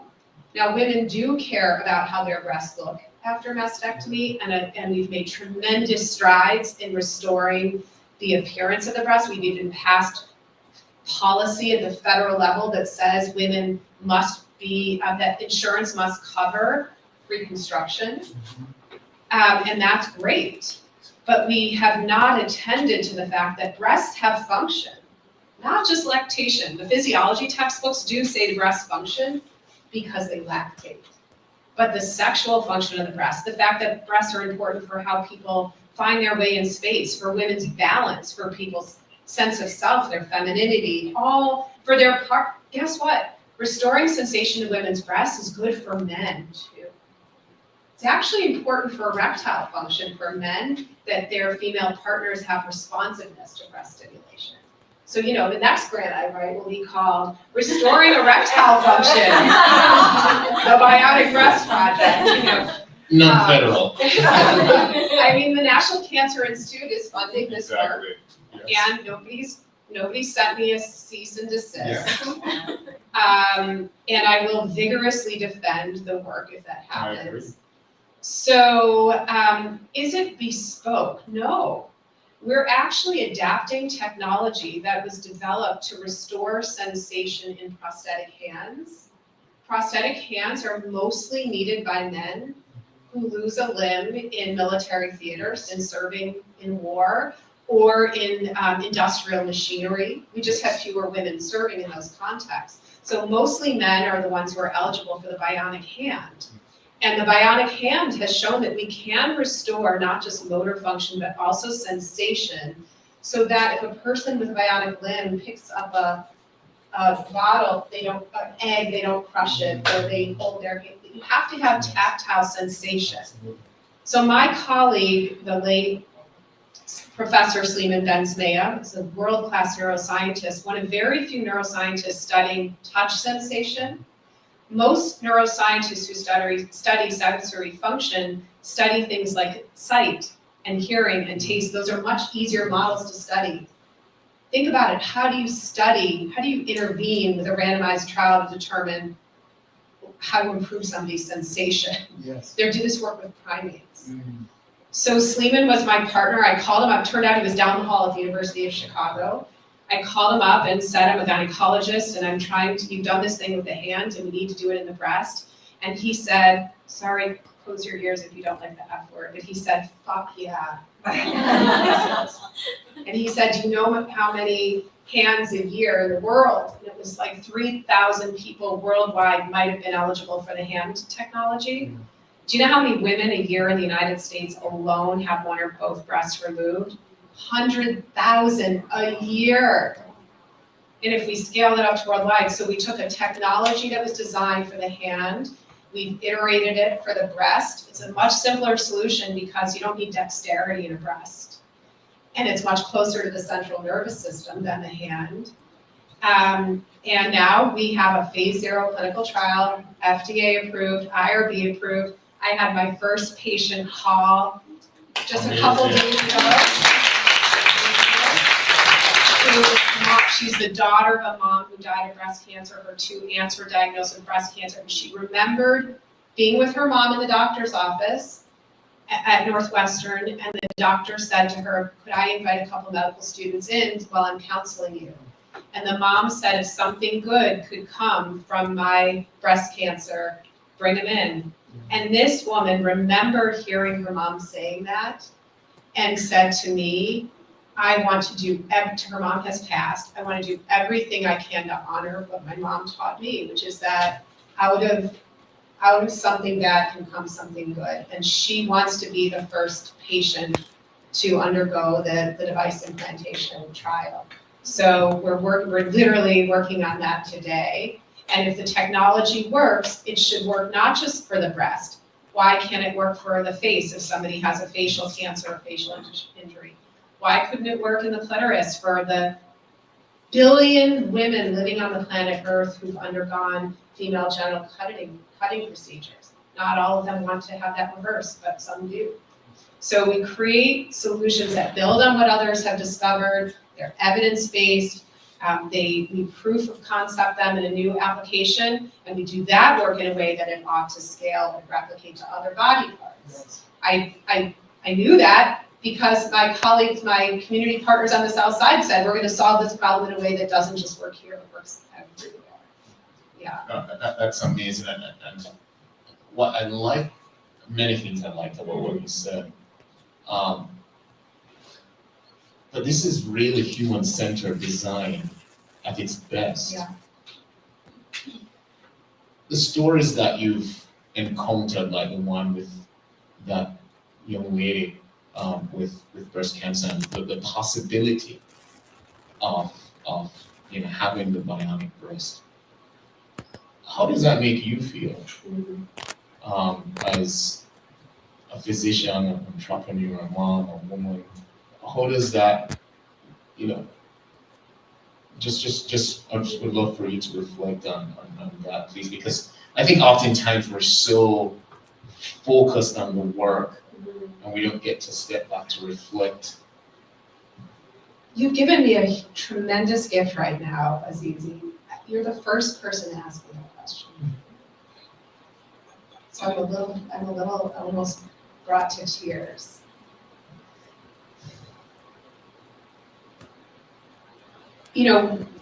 By virtue of sitting here in this room today, if we, for a few hours, we have respite from the noise in the outside world. We come here from so many different life experiences, backgrounds, teachings in our family, but what we share is this immense privilege. And by the way, I heard the word privilege is also on the do not say list, but we are privileged to be here today, to have time to sit and think and learn from each other. And maybe back to the same thing that makes me feel responsible for answering the questions that don't have an answer. I feel responsible for taking the gift or the privilege I've been given and making the most of it while I'm on this planet. And I imagine you must feel the same. It feels immensely rewarding. I guess there's a selfishness to it, if I'm being honest, to feel that the fruits of my labor might solve a problem for a huge number of people on the planet. Maybe there's some sort of, I don't want to use the word addiction, but thrill in that keeps you getting up every day and doing the hard work. How do you feel? Yeah, I feel burden and exhilaration at times, right? And first of all, thank you for that very kind gesture, because the honor is all mine to ask you the questions. You said I could ask you. I know. Okay, let me ask you a more specific question. I love it actually. I want to know what your parents said to you before you went to bed. Yeah. What was the mantra in your house? Wow. So I was raised by 5 women. And my father was a huge, figure in my life. So I'll go through a couple of things. Primarily raised by my mom and my grandmother and my dad. So my father and my friends will know this whenever I encounter challenges, because being a cheer and being one of the few minority cheers in a department is both an honor, but sometimes a burden, and it's tough, many challenges. But something my father always taught me was to steer the dragon down. So I was in elementary school. I went to a Catholic school, and we weren't Catholic or anything like that. And my father was Rastafarian, so that was religiously taboo. And they did not want to accept me. And my mom was on the other side, where, let's just go somewhere where we are wanted. And my father said no. And said, no, we're gonna go there and steer the dragon down. Now, it was run by some nuns from Wisconsin, sorry. Sorry. inside joke here. So my dad taught me that, and Is that like, I learned run to the roar? I like that one. I really do. They're similar, I think. They are. I never So, heard stare at the dragon down. I mean, Yeah. I have heard it, but. It's a very Taking on a Pan-African, unique- it's a very Pan-African Rastafarian thing too. I think. Uh-huh. Whoever the dragon is, by the way, and I don't want people to see me like, am I the dragon? So, no. And then my grandmother, who raised me, taught me that there were two things that level all human beings: death and education. And she said that we all have to die, but because we grew up, working class poor, she said your education will bring you anywhere. And that wasn't at level. So that, maybe I took it a little bit too serious because I've done a lot of schooling and my wife likes that but doesn't like that. And then my mom, I think, is just amazing. My mom doesn't say a lot, but she does a lot. She's very quiet. But I watched my mother, she had me young, and I watched her go to school all her life. And she got her PhD 1 year before I got mine. Wow, Yeah. that's incredible. She just took her time. But she paved the way and sacrificed for me so I could go through quickly. But she stuck with it, so that tenacity. Yeah, Thank you for asking. No one has ever asked me that. yeah, there you go. We're gonna think about this tonight. I know, right? Yeah. This is amazing. So as we're reflecting on our past, I think it's only good that we reflect on the future. You've created a field. I think you, and excuse the terminology, you are the queen of fintech in my humble estimation because of what you've done for decades. And the fact that we can now have a panel that focuses on that, I think is kudos to you and your team. But as we gaze forward to the future, situated in the here and now, and that's very loaded, where do you see medicine and the work that you do? What are you most excited about, and what are you concerned about? Over your right shoulder, I'm looking at the American flag.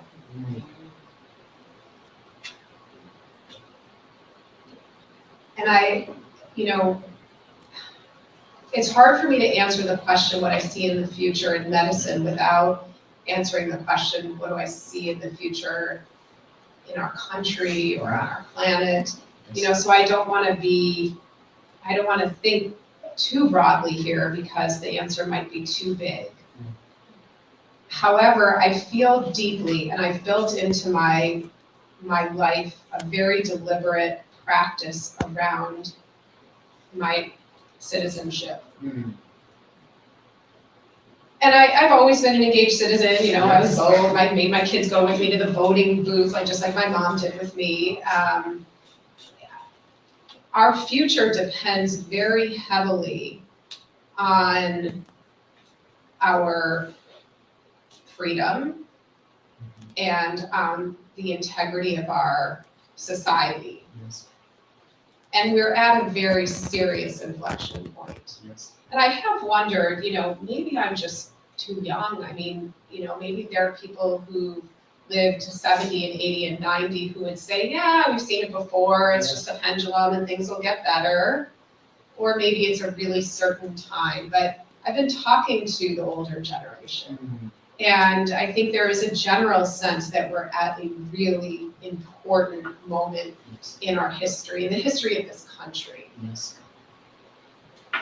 I feel that on the hopeful side, if people in this room who know about healing, who know about critical thinking, who know about how to talk to individuals like the doctors and the nurses, and how to talk to the public like the public health professionals and the pastors, if we can devote some of our skills every day to also furthering the integrity of our society and our democracy, then we can look toward a more hopeful future.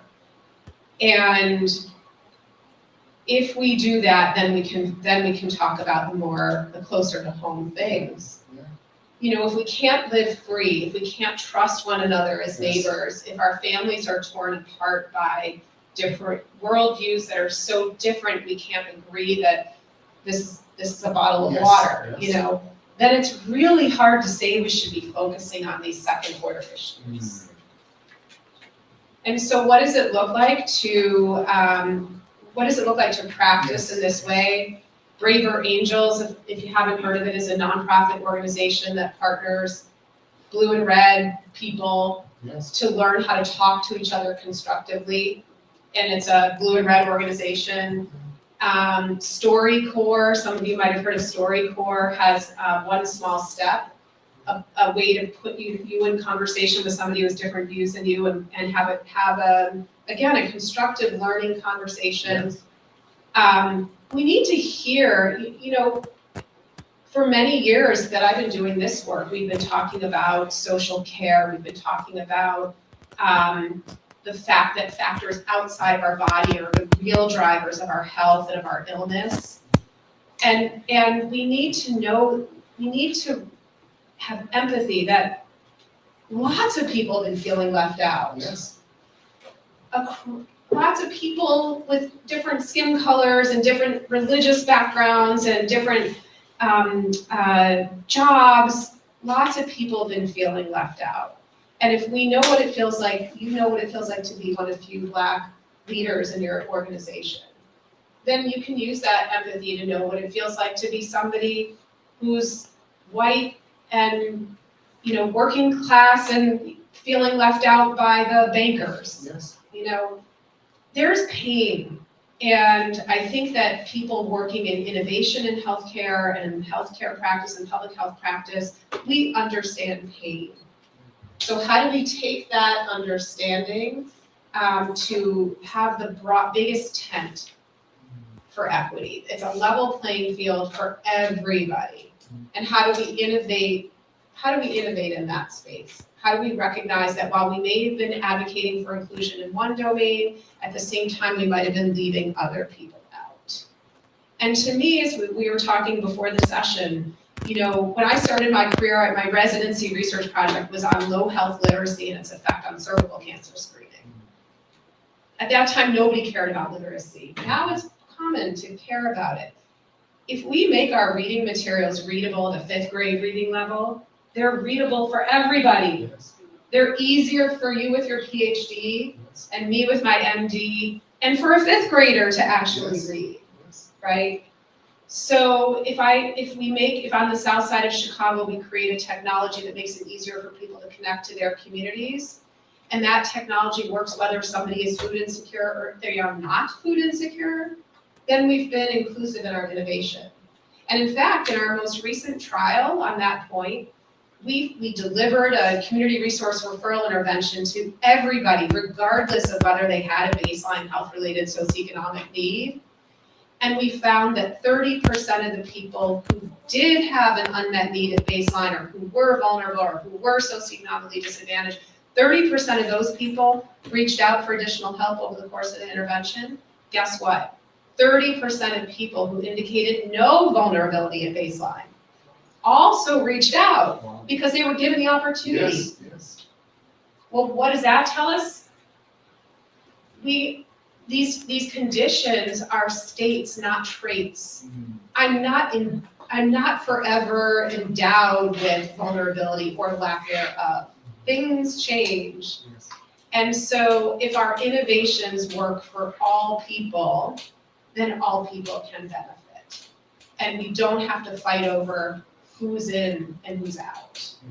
So I think that's what I'm trying to take from this moment in time. It's not about us versus them. It's about creating solutions that are widely inclusive.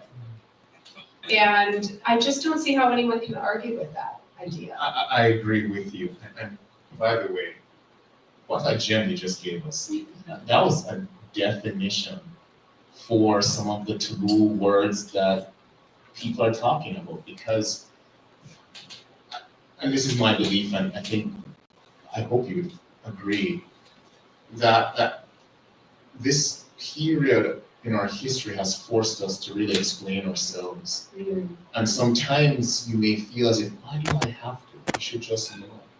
But just hearing you describe what equity is as not just inclusivity, but for all, while acknowledging that some people may feel excluded, I think that patently is the way forward, particularly in these times. So thank you for that gift. I wanted to acknowledge one thing, too. Yes. In your writing, you've written about what is equity, and I at least in one spot heard you say there were three elements. Fairness. Yes. Fairness, just things like, it seems like a value we can all agree on. Yes. You know, fairness, inclusion for all, Yes. and something we haven't talked about today, transparency. Yes. So I think that idea of transparency is really important. When I heard my colleagues speaking on the first panel, the idea that you're producing solutions for real problems for women, and at the same time drawing people in by making widely available education about these problems. So you don't just have to pay to play. Everybody can learn about the problems and get insights to the solutions. Maybe the data you're gathering, some of it can be used for public good, some of it might be monetized to help you sustain your business. But those are acts of transparency, of using innovation to share, to make the world a better place, even while gaining unique insights or proprietary expertise that helps to sustain a solution to a specific problem. So I appreciate you including the idea of transparency in your definition of equity. Thank you so much. So I'm looking at the time, and I would obviously love to continue this, but something tells me we're gonna have you back here in Miami. I'd love to come back. Oh, we would certainly love that. We'll be new friends. Yeah.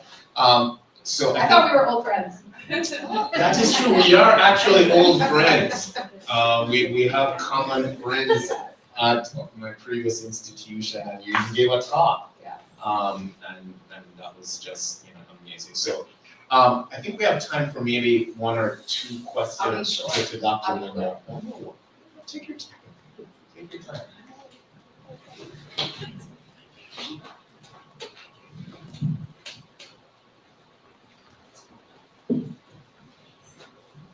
Hi, just something really quick. Is Community RX like a referral service?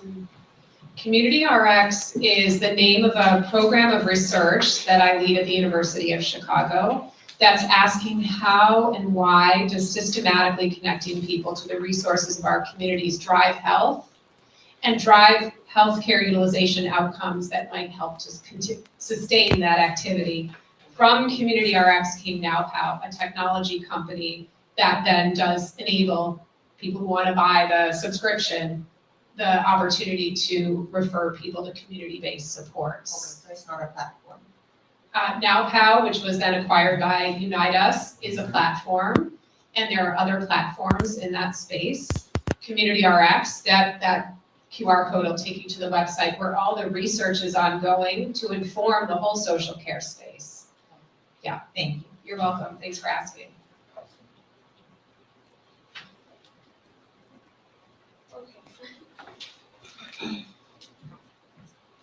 I'm so happy that you're sitting all the way back there, but you're really listening.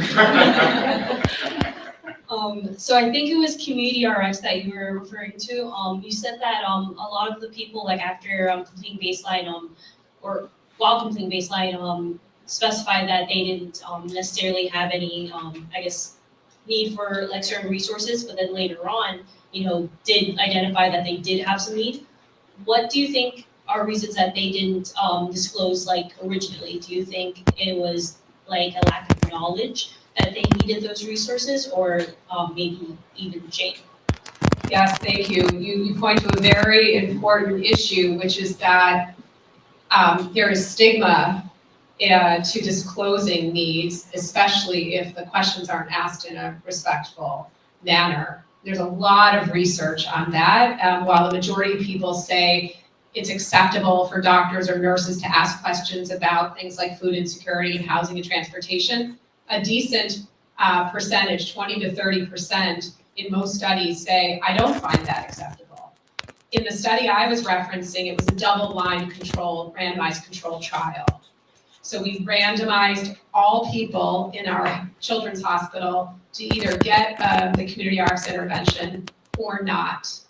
And when we looked at the group of people, when we stratified our analysis by whether people had indicated a baseline need or no baseline need, we found that the rate of asking for help over the 12 months of the intervention was the same between the two groups.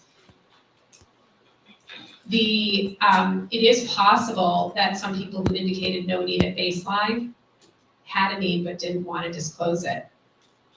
Although, when we look at other characteristics of those two groups, the people with no needs at baseline looked like they came in healthier, looked like they came in with higher socioeconomic status, were more likely to have health insurance and other things. So you're asking a really good question from a research perspective. And I think the answer is, if we deliver interventions universally with no gatekeeping, just like Feed First, take the food you need, no questions asked, we reach more people. We also avoid the cost, and some of you may have seen the US Preventive Services Task Force came out with their recommendations about food insecurity screening. This was published in JAMA a week ago, and they said there was insufficient evidence to recommend screening for food insecurity in the healthcare setting, even though now it's widely being done. One of the concerns being stigma, that it could be harmful.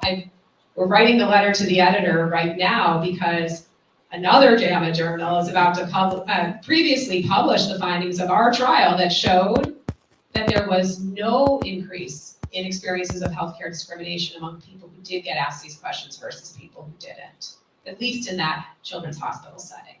So, important question. Thank you. Thank you. Well, Dr. Lindo, as I said, I would love to continue the conversation, and I know exactly cocktails, exactly. So thank you so much. And this was everything that I expected, anticipated, and even more. Thank you so much. Please, another round of applause.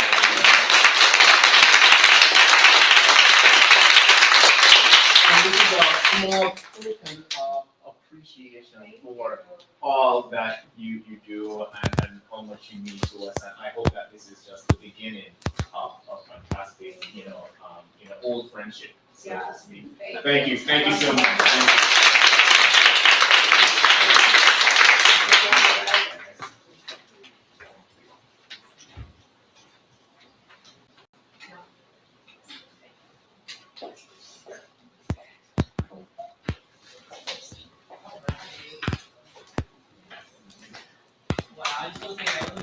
Really now.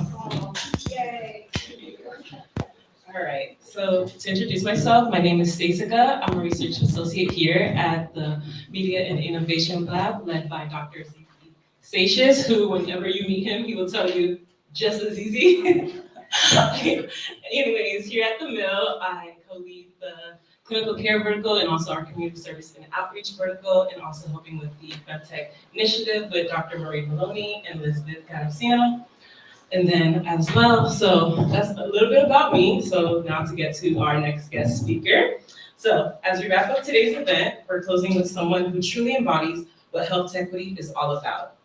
Our final speaker is someone who lives at the intersection of vision, execution, and equity. Nicole Cook is the founder and CEO of Alvi, a company that is redefining how healthcare systems identify and address social drivers of health at scale by harnessing the power of AI. With over 15 years in the healthcare industry, Nicole brings a rare combination of deep system-level knowledge and on-the-ground experience. She spent 7 years at Epic, helping health systems across the country implement their EHRs, then went on to help scale Same Sky Health 10 times in both team size and revenue. Now, as the driving force behind Alvi, she's built a company that's not only earned recognition from Techstars, Mayo Clinic, and the UCSF Roslin Institute, but is also backed by respected investors like Coyote Ventures and Catalyst by WellStars. But what makes Nicole's journey especially resonant is her commitment to human-centered design. As both a founder and a mother, she brings a deeply personal lens to innovation, one that ensures that technology doesn't just scale, but connects. Under her leadership, ALV isn't just a health tech company, it's a movement toward more inclusive and equitable care. So, as we reflect on all the insights and ideas we've heard today, it's only fitting we end with someone who is not only building the future of health equity, but living it. So, please join me in welcoming to the stage, powerhouse in the health equity space, Nicole Cole.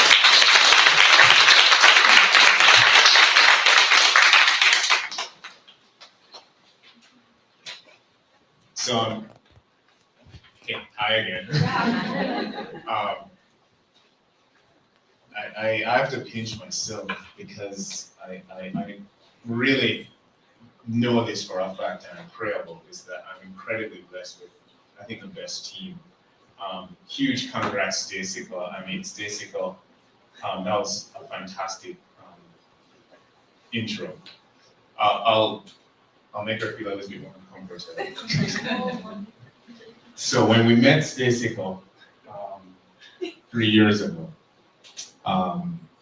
she was a University of Miami student, double major, a whole bunch of lotties. I mean, Neuroscience. yes, exactly. So No, yeah, like, and you know, the only thing I got was, oh lordy, you know, I barely made it through. And she had a significant interest in women's health, and when I heard how compelling and brilliant and smart and wise she is, I was like, yeah, join us.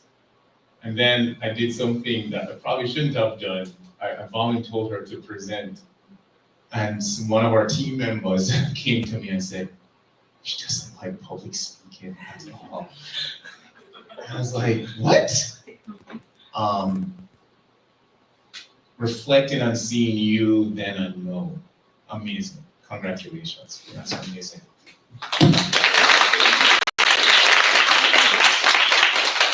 Superstar, Nicole. Thank you.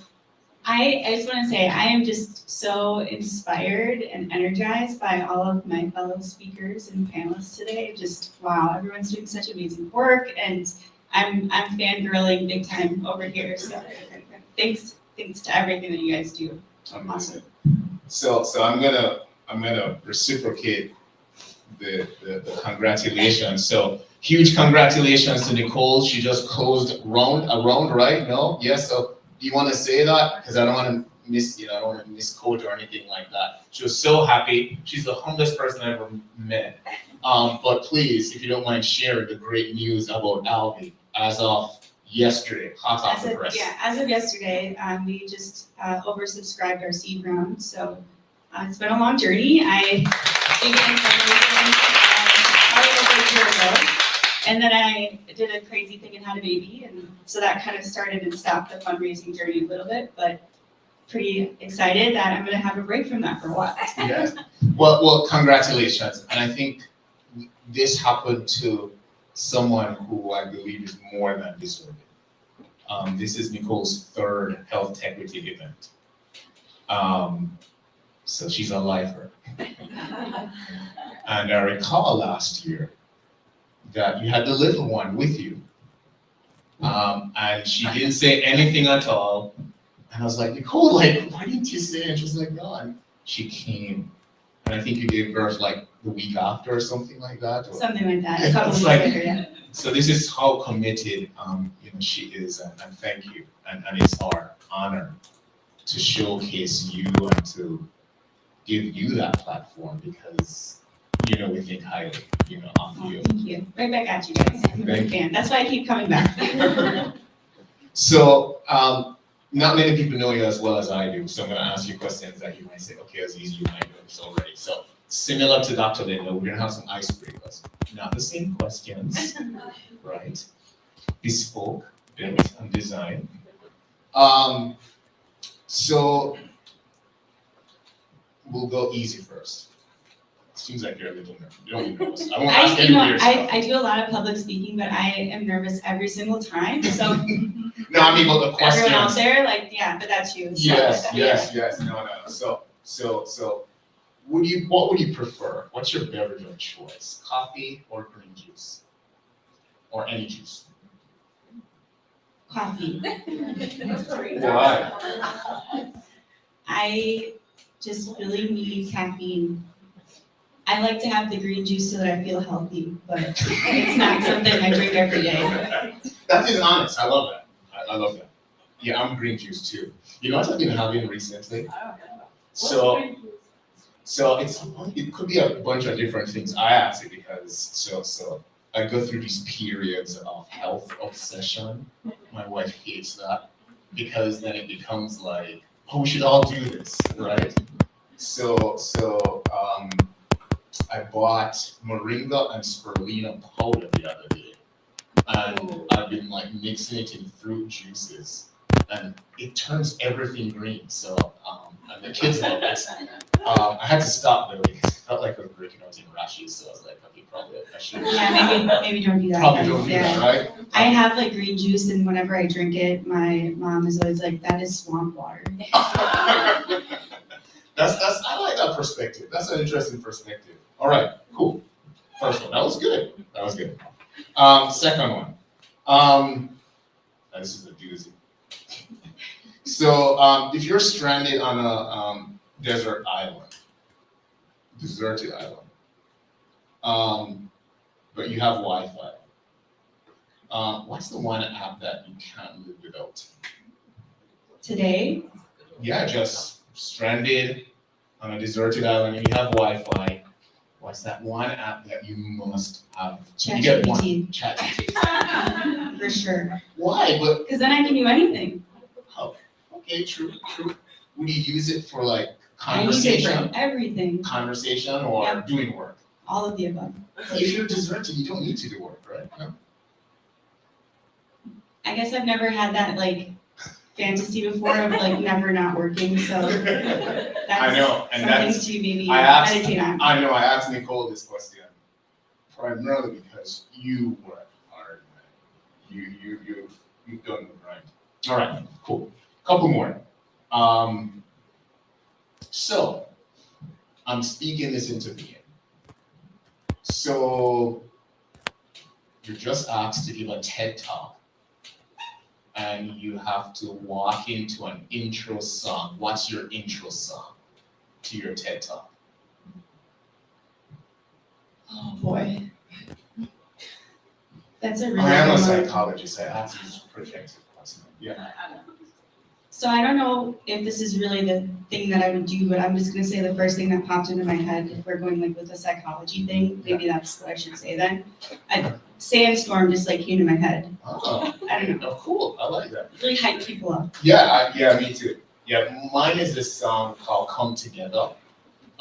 It's an instrumental. I like it only because whenever my kids hear it, they'll be eating dinner and then they'll like walk around the house like little ducklings, like bobbing their heads like that. So that becomes like that's like the anthem of our family. So okay, all right, cool. Last one, if this is okay. So in another life, if you weren't doing health tech, what would you be doing instead? I don't usually talk about this kind of stuff that often, but I really like to be creative. Yeah. And I paint and I do arts and crafts and things like that. So maybe I would be an artist. I like that. You know why that's important too? Because I've known you for like 3+ years now.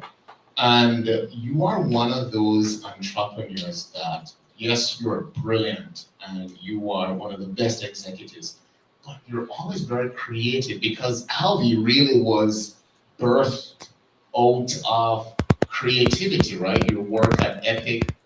And tell us that story. How did that transition occur from Epic and the work that you're doing to Alvi? If you could just share shed some light on that, please. And maybe you could tell people what Alvi is. Yeah, absolutely. Thank you. So At a high level, LV helps healthcare organizations identify and act on social drivers of health with AI. And,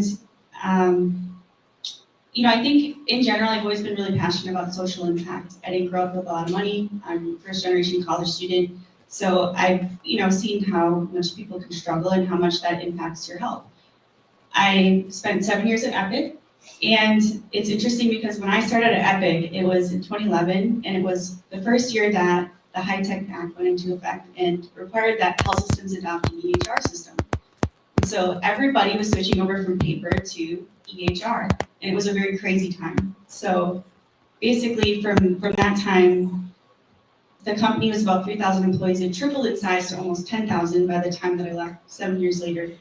And revenue also increased significantly with Epic, as you can imagine, all the way up to 3 billion.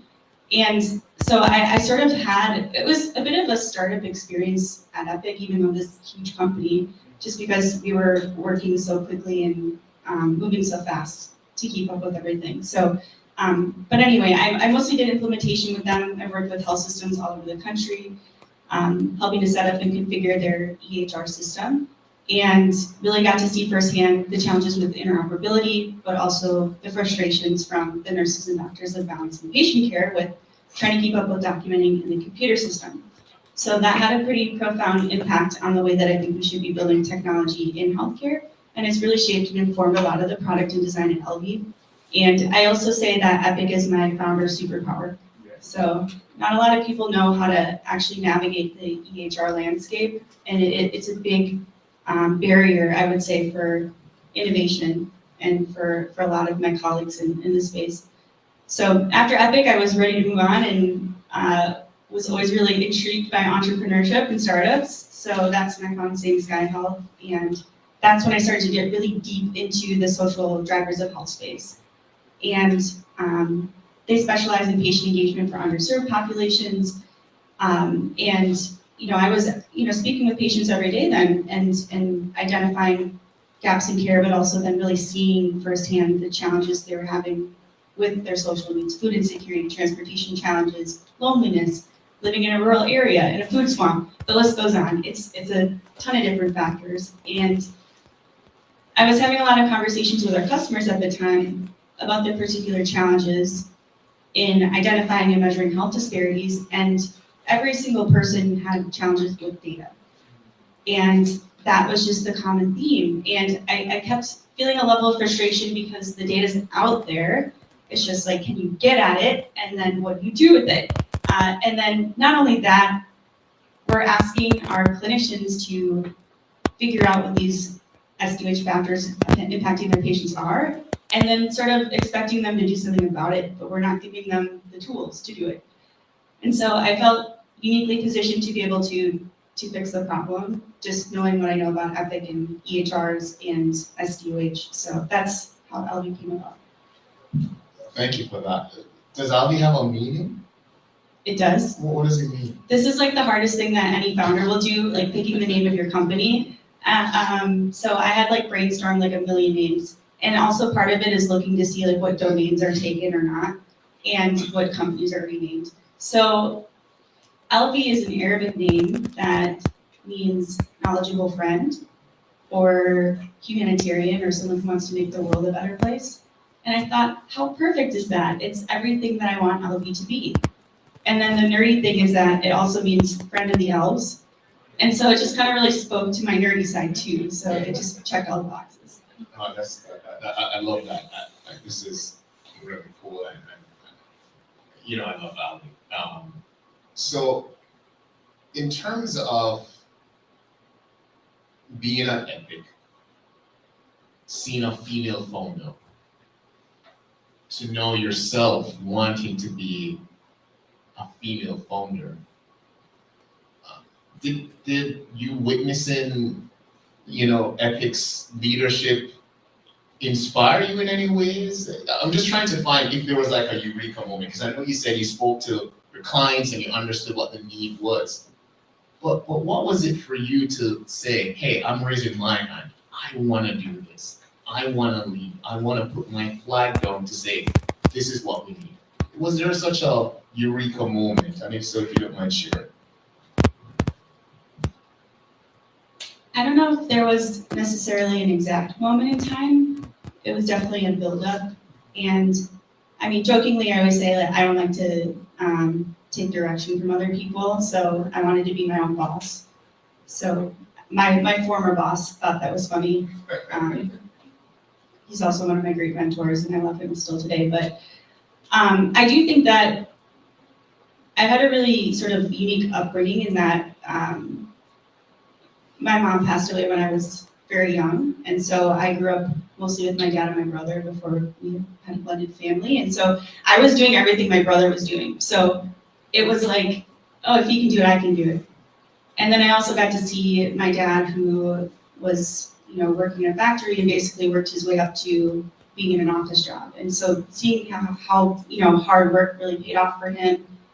And again, I was a first generation college student, and I didn't even really know much about entrepreneurship during college. It wasn't a thing for me because I didn't even know that like people could do stuff like that, and that was an actual thing that was tangible and in reach. So I think that just as I started to work and see what was out there, what's possible, and then got to see other entrepreneurs, I'm like, wow, I want to do that. But yeah, I think Judy in particular at Epic, she is quite the woman, and she is not your typical founder at all. Oh, I know. I Yeah. followed her. But if you don't mind sharing with people, I mean, you and Yeah. I know, but you could say a little bit.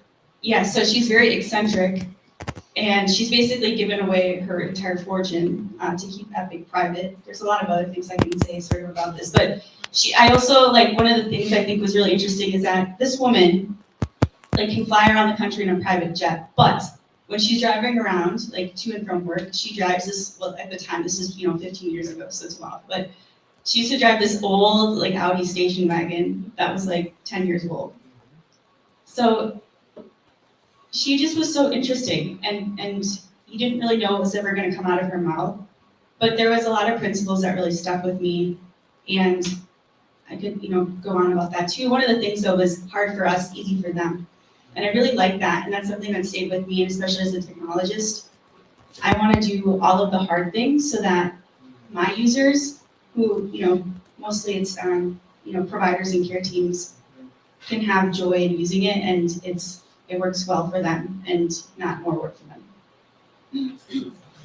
So that kind of went off on a tangent. No, it's not actually. No. We're having a conversation, and I mean, such lots of nuggets there. So I'm just wondering, how is it then that you've decided to create a technology company that speaks to or tries to address social care needs, which oftentimes people believe that it may not have any clinical utility? How do you debunk that when you're in the room with investors or anyone who may doubt whether or not if you have any significant impact on someone's clinical outcomes? Can you say a little bit more, about that? Because not many of us know what these social care needs are or what social determinants of health are. If you could just say a little bit more about that, obviously to use what Leah said, the data, what compelled you and what kind of impact can it have on clinical outcomes? Yeah, a ton, right? So social determinants or social drivers of health impact 80% of our health outcomes, more so than your genetics. So it's a huge factor in how healthy you are and how sick you get. And I think that, I'm not a physician, but I think, physicians and nurses know that these things impact their patients a lot. And you don't necessarily need a research paper to tell you that. You can see it with your eyes. Although there is some research out there, that sort of correlates these things, but it's been really challenging to do that correlation because of lack of data. So, I think that there's a lot of things here that I like to focus on, especially investors or whatever. I like proving people wrong too, and that kind of thing. But so there's a couple things I'll talk about. First is that there's a huge business case around SDOH now. So in 2024, CMS released new reimbursement codes for SDOH related services. you can now get reimbursed for screening for social needs and for the time spent addressing unmet social needs. And not only that, there's a bunch of other policy regulation around, requiring healthcare organizations to do a lot of these things for their patients. That's why everyone's getting screened these days. And when you go to the doctor, you'll probably get asked these questions. But the challenge has been that once we ask the questions, we don't know what to do with it. And we're not really helping our providers in that either. And so what we do at LV is we help to provide clinical relevance for those different factors. So essentially what we do is we have a knowledge base where we provide, research publications that have already studied these things. And so that's just how we pull together those insights. But that helps us make it actionable and it helps us do something about it. And so it helps connect the dots. And so not only are we connecting the dots on like this correlation between SDOH and health outcomes and collecting data, but then also building a business case around it because we're helping to actually capture those reimbursements as well so that organizations can have a more sustainable, program around addressing social needs. No, thank you for that. So if I'm a clinician out there or a case manager, walk them through what does Alvi look like in a clinical setting? Yeah, so we integrate directly into the EHR. So you log into your EHR just as you normally would, and LV is embedded directly onto the patient chart. So you see all of the SDOH insights at the same time as you're seeing all of your existing information and documentation. And the thing that LV does though, so the way that we identify social needs is twofold. One is through predictive insights. So we have about 12.5 outside data sources where we identify social risk for about 60 different indicators. On the other hand, we also have an NLP model which finds references to social needs in unstructured data. So all of the clinical notes or SOAP notes or case notes. And we pull all of that to the surface so that you actually know that it exists. And kind of there's some conversations about the assessments and, people are not screening positive necessarily when they're filling out these forms, but they are telling their doctors sometimes about their challenges and those conversations that come up. And so sometimes those end up in the notes and LV helps find that. And not only that though, just curating the information that's like really easy to digest and then providing that clinical relevance and being able to take the next steps in action. So we also then generate personalized SDOH care plans, which identifies the goals and the interventions and the resource recommendations so that we can actually get patients connected. And then the final component is really closing the loop on all of this with our agentic AI. So that's our digital social care navigator, and that helps to take those care plans and then interacts with the patient so that they receive their care plan resources and the follow-ups and sort of support along the way. And we can talk, I definitely want to mention the human in the loop component because the way that I see LV and kind of goes back to the workflow is that we're not replacing humans, but we're augmenting. And LV is the assistant that should enable care teams to actually be able to interact more with their patients again. That's my dream, is if they can basically just spend the whole time having eye contact and not, typing away on the computer, that would be amazing. And so when I'm building LV, that's what I'm thinking of is how do I accomplish that? Speaking of eye contact, I think we just had a moment of synchronicity because you felt my next question. In terms of what, the feedback that you've gotten from clinicians or treatment teams in terms of they now have this new companion that they didn't have before, while it is good, but now they have to add another layer and complexity to care. What's the initial feedback that you're getting thus far from folks integrating that in kind of clinical work streams? So the thing is, a lot of our clinicians are already doing these things today. They're just not getting credit for it, and they're not able to really help their patients as much as they want to. And so we're helping to solve for a lot of those challenges that exist so that we're empowering them with the information and the data to actually act on it. I think that's fantastic. Our patients, responding to this added value in care. Any feedback thus far from patients or their families? I think that's a little bit more early on, more, because more of our users right now are on the provider side, but I do think that at least from the standpoint of giving the providers and the care teams information that they need to actually help the patients is the biggest thing, and allowing them to do more and help more patients. And also so that the patient doesn't have to be repeating themselves and again, these can be sensitive topics and it can be really uncomfortable to talk about, and they don't want to disclose, these things because of shame or whatever, other issues that might exist. And so it limits the amount of times that you have to ask the same questions, those same sensitive questions over and over again. So do you envision it being a system where you could just ask, so if a patient is in the waiting room, do you envision something where you can actually have them fill out some of those so that the provider themselves, or is it intentionally designed to establish rapport between providers and patients? I'm just thinking, innovation with and for a purpose from a design standpoint, because as you rightfully say, we collect a lot of, social determinants of health or social drivers of health data. And it may be good from a research standpoint, but our participants always say, why do you need to know that? And if I tell you that, what are you going to do about it? So if you just, any thoughts around that?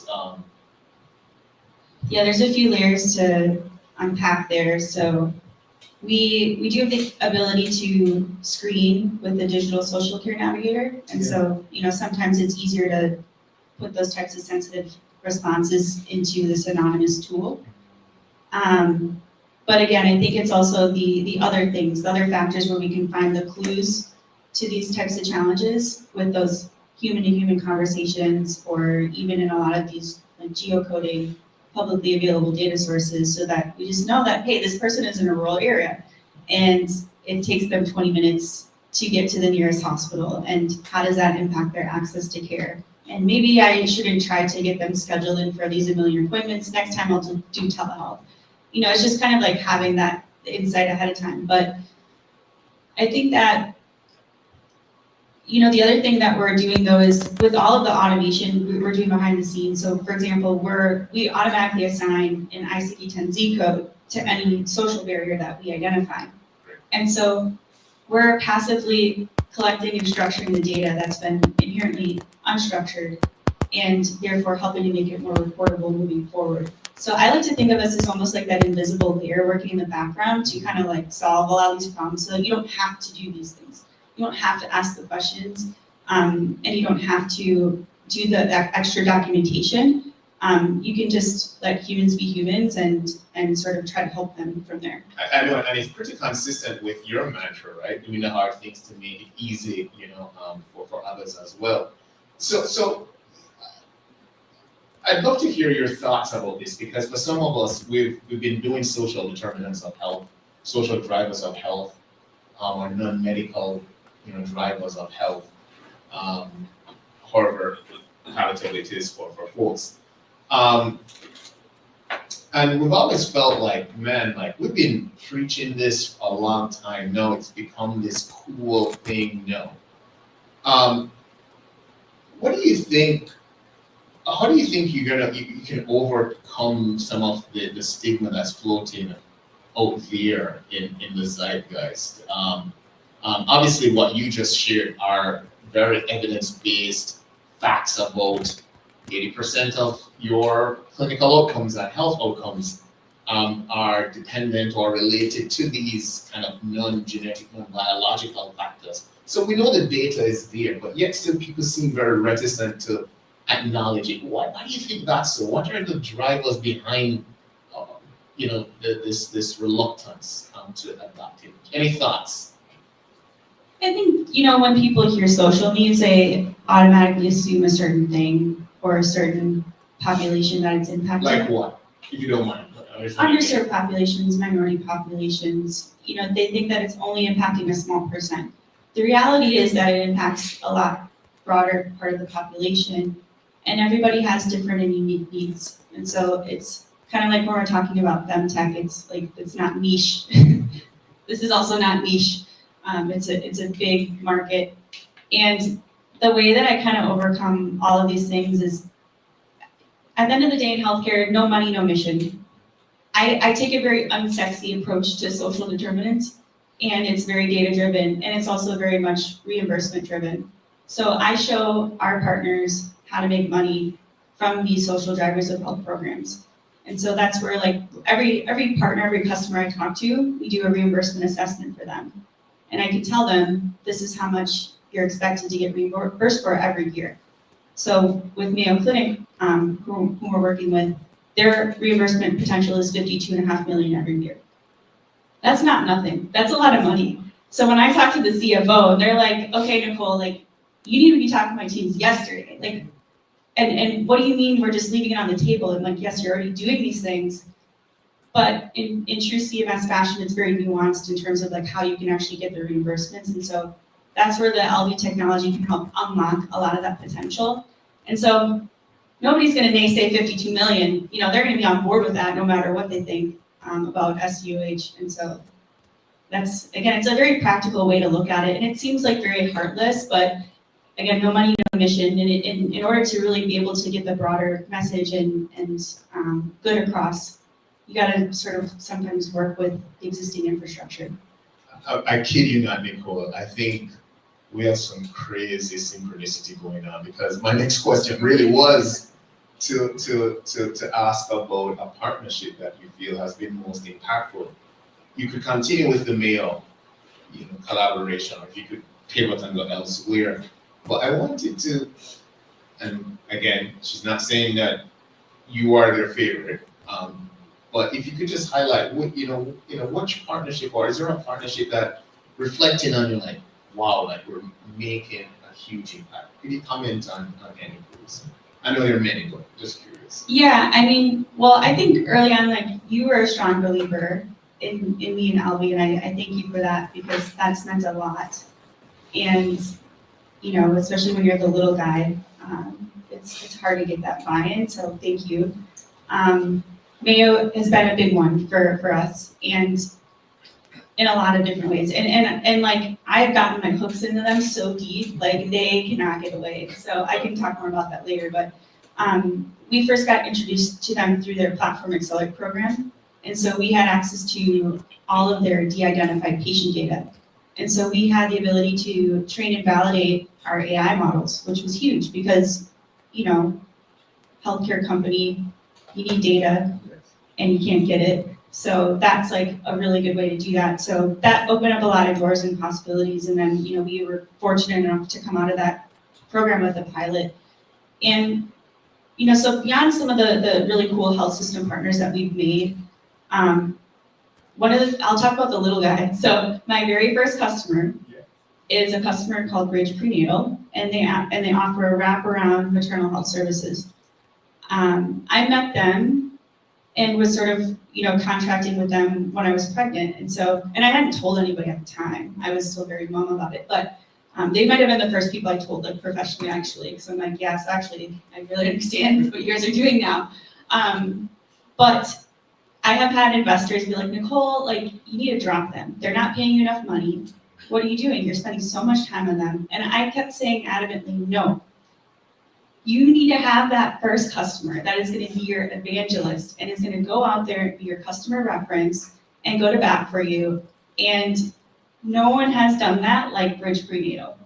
They are my people, and like, we are, we have gotten as far as we have because we have had them, the little guy. So all sorts of partnerships could be really valuable, but I think, from the little guy, but also then obviously the health system partnerships go along the two. So that's definitely the recipe for our Now, success. I like this. Now, I like this. So I'm going to speak something into being. Is there a partnership that you would like? I mean, excluding, I don't want you to feel as if you should say us, I think you all would love that. But as you're thinking about where you want Albie to go, what would be like the partnership that you think is the next step for Albie? You guys, for sure. I want to be able to impact my community, where I'm living, and something close to home. I think that's been a big goal of mine, is like, I want to start to get more into the Florida ecosystem and help the people closest to home, and then be able to expand from there. But I think that I'm also just excited we have a lot of interest now, and I just want to be really successful in getting these partners to actually do more for their patients and show that it is a sustainable, way to actually do what's best for patients. No, I agree, and we would obviously, we'd love to, and I know we're gonna be partnering pretty soon, as on the, at the team over there, they're really excited about the new digital social care navigator project. I want to make sure we have enough time for questions. I have one last question. Sorry, folks, I'm a little brief. The future, and it's a very cliched last question to ask, so I'm going to try and be uncliched.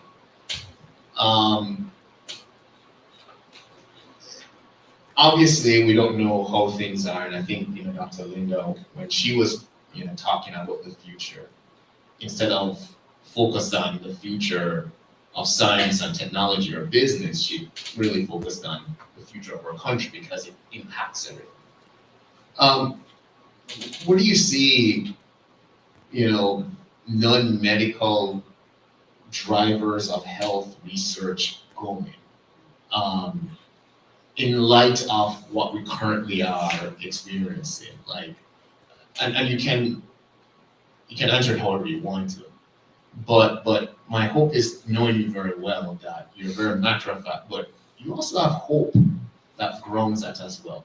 Where do you see this in the next 5, 10, 15 years? Because increasingly aging population in Florida, specifically, is one of those states that has the highest per capita of 55 plus folks and older who are still working. I'm clear they're working because they want to work or they have to work. But obviously that provides a kind of a social valence of occupation and the demands that comes with that can lead to kind of deleterious, kind of health effects. Where do you see the future of kind of non-medical types of drivers of healthcare and the technology that will come with that? I think that we're demonstrating that these social drivers are inextricably linked to health, and there's no disputing that. And I think that we'll continue to build a business case with or without the reimbursement codes, by the way. I think there's enough evidence that shows it, that you can reduce healthcare expenditures, you can improve health outcomes. My hope is that with the work we're doing at LV, we'll persist beyond any sort of policy changes or cycles, and we'll build a sustainable product that helps to demonstrate that very clearly and very tangibly. I think that what gives me hope is that people want to do what's best, especially in healthcare. I feel like everyone has a bleeding heart, so they want to help their patients. And I think that this is always going to be a part of that. In order for them to be healthy, you have to address some of these basic needs first. And so my hope is that we'll be building something that in 20 years from now, we look back and we're like, wait, this was a thing? Why do we even have to talk about health equity? Or why do we have to talk about social drivers of health? It seems like this is just how it is. You can't have one without the other. And I think that that's where I see everything going. And I think that's what really gets me excited, and building sustainability in the space so that it doesn't have to be an either or. You can just do both, and because it's what makes sense, practically, from a humanitarian perspective and financially too. Well, thank you. You know what? As I was reflecting on your conversation and stitching that with Dr. Lindo, I'm hearing you say, and forgive my editorializing of your words, it seems as if you're saying we all have common, interests, right? And there's a common language as well.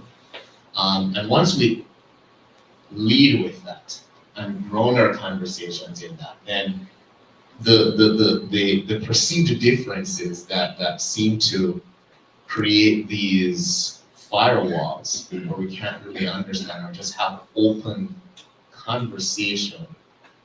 We don't need that, because we just need to focus on we have common interests and common language. So thank you so much. Thank you so much. Thank you.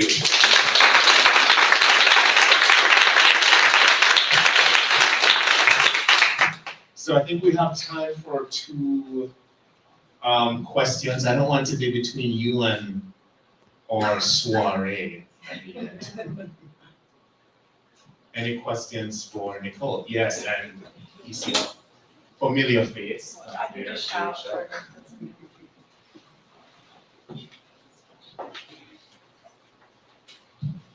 And just say who you are, please. I'm sure. Hello, my name is Rachel Higginbottom, and I used to be a member of the Mill. Always a member. Thank you. I always think about you guys every day, and I just love you guys so much for putting something together like this. I have transitioned into working in healthcare. I work as an occupational therapist at the hospital here. And Nicole, I wanted to say thank you so much for your brain. Yes. I love the way you speak about your product. I love the way that you have designed your product. And just being on kind of both sides of the mill and also being, in healthcare here with UM. There's so much need for this. I really there are tools that we use in Epic that are supposed to capture the patient image of, social barriers, but so many times it's just a click on the screen, it's a number, it's a flag, and medicine happens and they go home. And as, I suppose, a very empathic person, an OT, a scientific, kind of minded person, I always wonder what's happened to them, because they either get readmitted and then I find out what's happened to them, or they don't get readmitted and I don't know what's happened to them, and if they've been able to kind of carry on their care productively or with any sort of level of efficacy.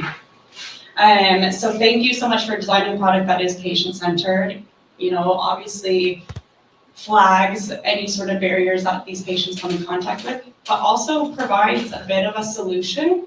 As a healthcare professional, I would love to see that pop up on my screen. These are their barriers. Here are some resources, that you can talk about. I'm not from Florida. When I started this job, I had to dig around. I'm like, you guys, what are some of the resources in my community that I can talk to these people about? And it's very kind of hit or miss. So as a practitioner, I'm very happy to kind of at least have a starting point to talk to my patients about. I hope that this partnership goes somewhere. I'm definitely yes, if you want a volunteer, I will definitely volunteer to bring this into my practice. I wanted to kind of just come back around to my question is, when you are designing that social care plan, how do you go about it? What resources are you pulling from other than ChatGPT about, various community, I suppose, connections, or maybe nonprofits, or maybe health clinics specifically? Where are you pulling that from, and how are you making sure that it's very specific to the patient, but also is achievable for someone like me to talk to my patient about, making sure that it's, relevant to them and accessible to them? And it's a great question, and thank you so much.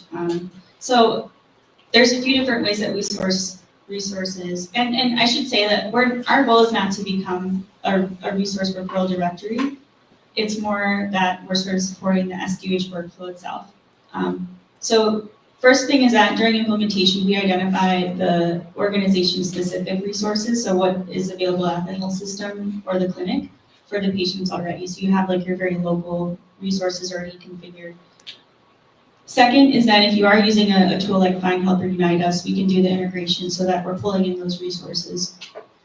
Third is that we leverage the AI to basically scrape the web, and we find potential resources, and we do the eligibility checking. So the AI basically will look at the patient factors and then compare that to the resource and determine if it's going to actually work for them or not, and it's also based on location and things like that. The final component is a feedback loop from both the patient and the provider, so that you can actually tell the platform, yes, this is a good resource option, or no, it's not. And then also the patient can provide their input on, was it a good experience? Was I not able to get help, or was I able to get help? So that kind of helps to inform the ranking and recommendation.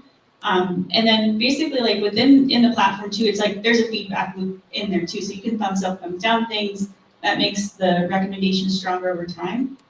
So it's really not just a one thing, but it's sort of a combination of these different sources, and then trying to figure out, piece together the best option for that patient. But I really like to think of it as like personalized medicine and precision medicine, like from a social care perspective. Thank you. Okay. I think we have time for one more question. Don't all rush. I can ask one. Well, I have a question. Congratulations, you're bringing a whole new level of, I think, longitudinality to the intervention, the social care intervention. And you have the advantage of entering the market with AI, whereas some of the older companies enter the market pre-AI. You mentioned sort of offhand, but I'm curious on your thoughts, if CMS is rescinding waivers and policy seems to be shifting. Can you just, maybe the whole audience doesn't know about it, can you say more about what's happening there? And do you think it's that value-based care persists in the healthcare system even without CMS policy driving social care? Or what's the other lever to keep health systems interested? Yeah, I mean, there's a lot to unpack there, right? I think, at least for the SDOH reimbursement, I'm not like a coding expert, but I do know a lot about the SDOH codes, like a stupid amount. So I am an expert in that now. I do think that those won't go away. One, because nobody's using them yet, so it's like not even on the radar. It's like not even a line on the budget. So thankfully, well, until Albie changes that. But I think that like there's definitely other programs that are at risk, potentially from defunding. But the value-based care framework is very non-bipartisan. I think it's sort of something that both sides agree. Everybody agrees that medical expenses are too high, and everyone wants to try to figure out how do we solve that problem. And so I think with or without the reimbursements, like that'll definitely become sort of the new framework. And then there's already some things in place where social needs now can be added as a comorbidity. So for the Z59, the homelessness codes, you can actually increase your reimbursements on procedures now for that. So thinking about those rates or capitation rates and things like that, I think there's a lot of opportunity. So there's different ways that we can skin the cat, so to speak. And I think that it's always going to be there, depending on if it's the reimbursements or value-based care or some other method to go after it. So I don't know if that answers your question. And for everyone else out there that wants to know more about this kind of stuff, I'm happy to, do a deep dive at some point. Perfect, she knows a lot, that's what we talked about, so. Well, please, another round of applause.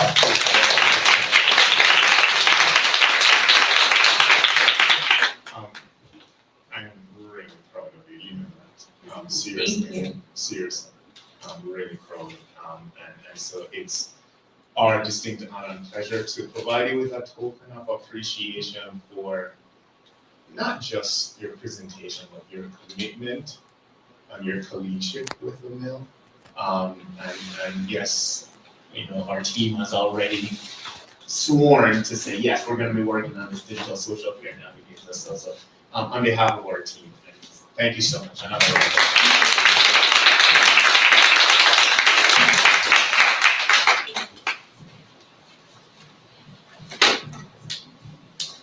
So you've heard a lot from me, and I don't think you want to hear from me anymore. But the one thing that I have always been reminded of, that, and I think it's an African proverb, that if you want to go fast, you go by yourself, and if you want to go far, you go with a team. And I'm extremely blessed to have, as I said earlier, the best team. And there's no better right-hand wingman, angel in destiny, and our executive director, Freddie Zizi. So Freddie, thank you so much. Always the best looking, well-dressed person who will roll up his sleeves and do all the necessary dirty work and lifting. So I know Freddie wanted to say a few things in honor of a couple of folks who were kind of behind the scenes. Thank you all. This was really amazing. This is our third House Techquity, and thank you all for coming. And most likely, we really want to thank those behind the scenes who really make this happen. So it takes a lot of work really to plan this programmatically and logistically. So we have a team really come together to do that. So thank you and thank you all. So the panelists and the speakers really traveled from afar to be here. It really was great. Those of you who had a chance to dinner with last night was amazing. We should do it again. It was great. It was really great. Get to know you guys a lot and amazing. So it was just phenomenal. So excellent. So I think we have some goodies here, right?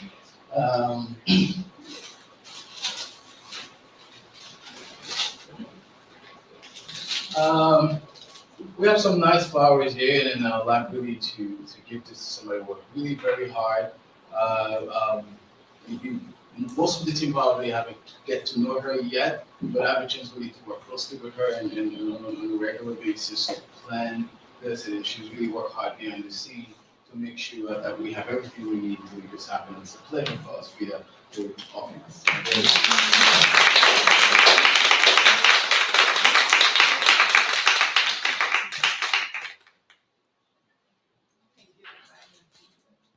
I'm so proud working with this wonderful team, and they're so smart. Pleasure. Thank you for everything you do, Frida. Now we have two other folks that have worked so hard, and my goodness, it's like I've seen the email of all the hard work they're doing, and it's just incredible. And one thing that really attracted me more about them, the amazing creativity.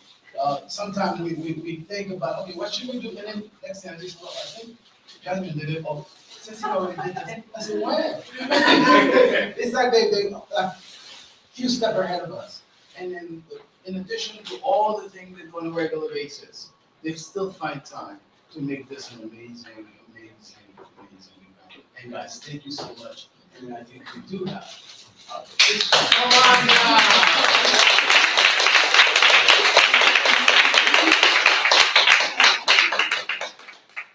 So Lindsay, it's not like your talent. I did this all by myself. No, thank you so much, Jasmine and Stacey. And we tried to, Freddie and I tried to keep it true.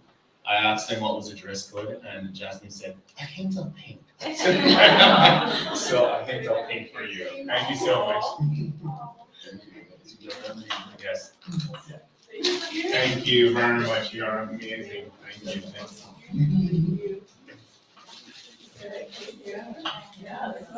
And that brings us really to Health Equity 3.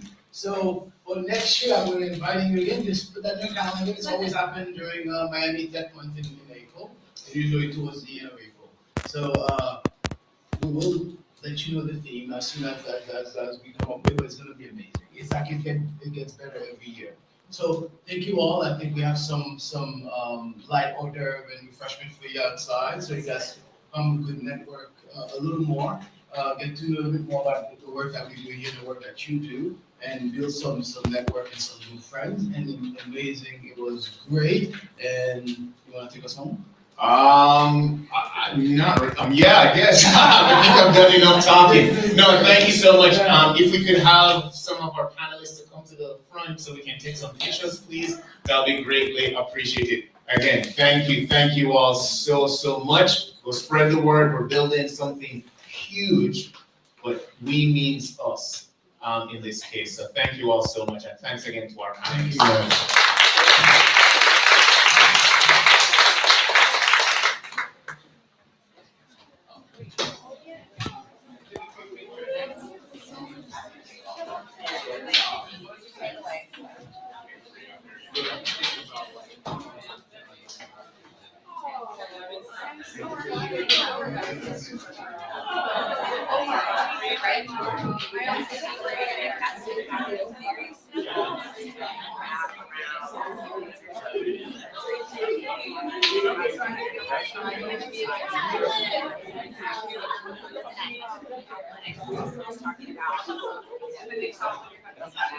Right?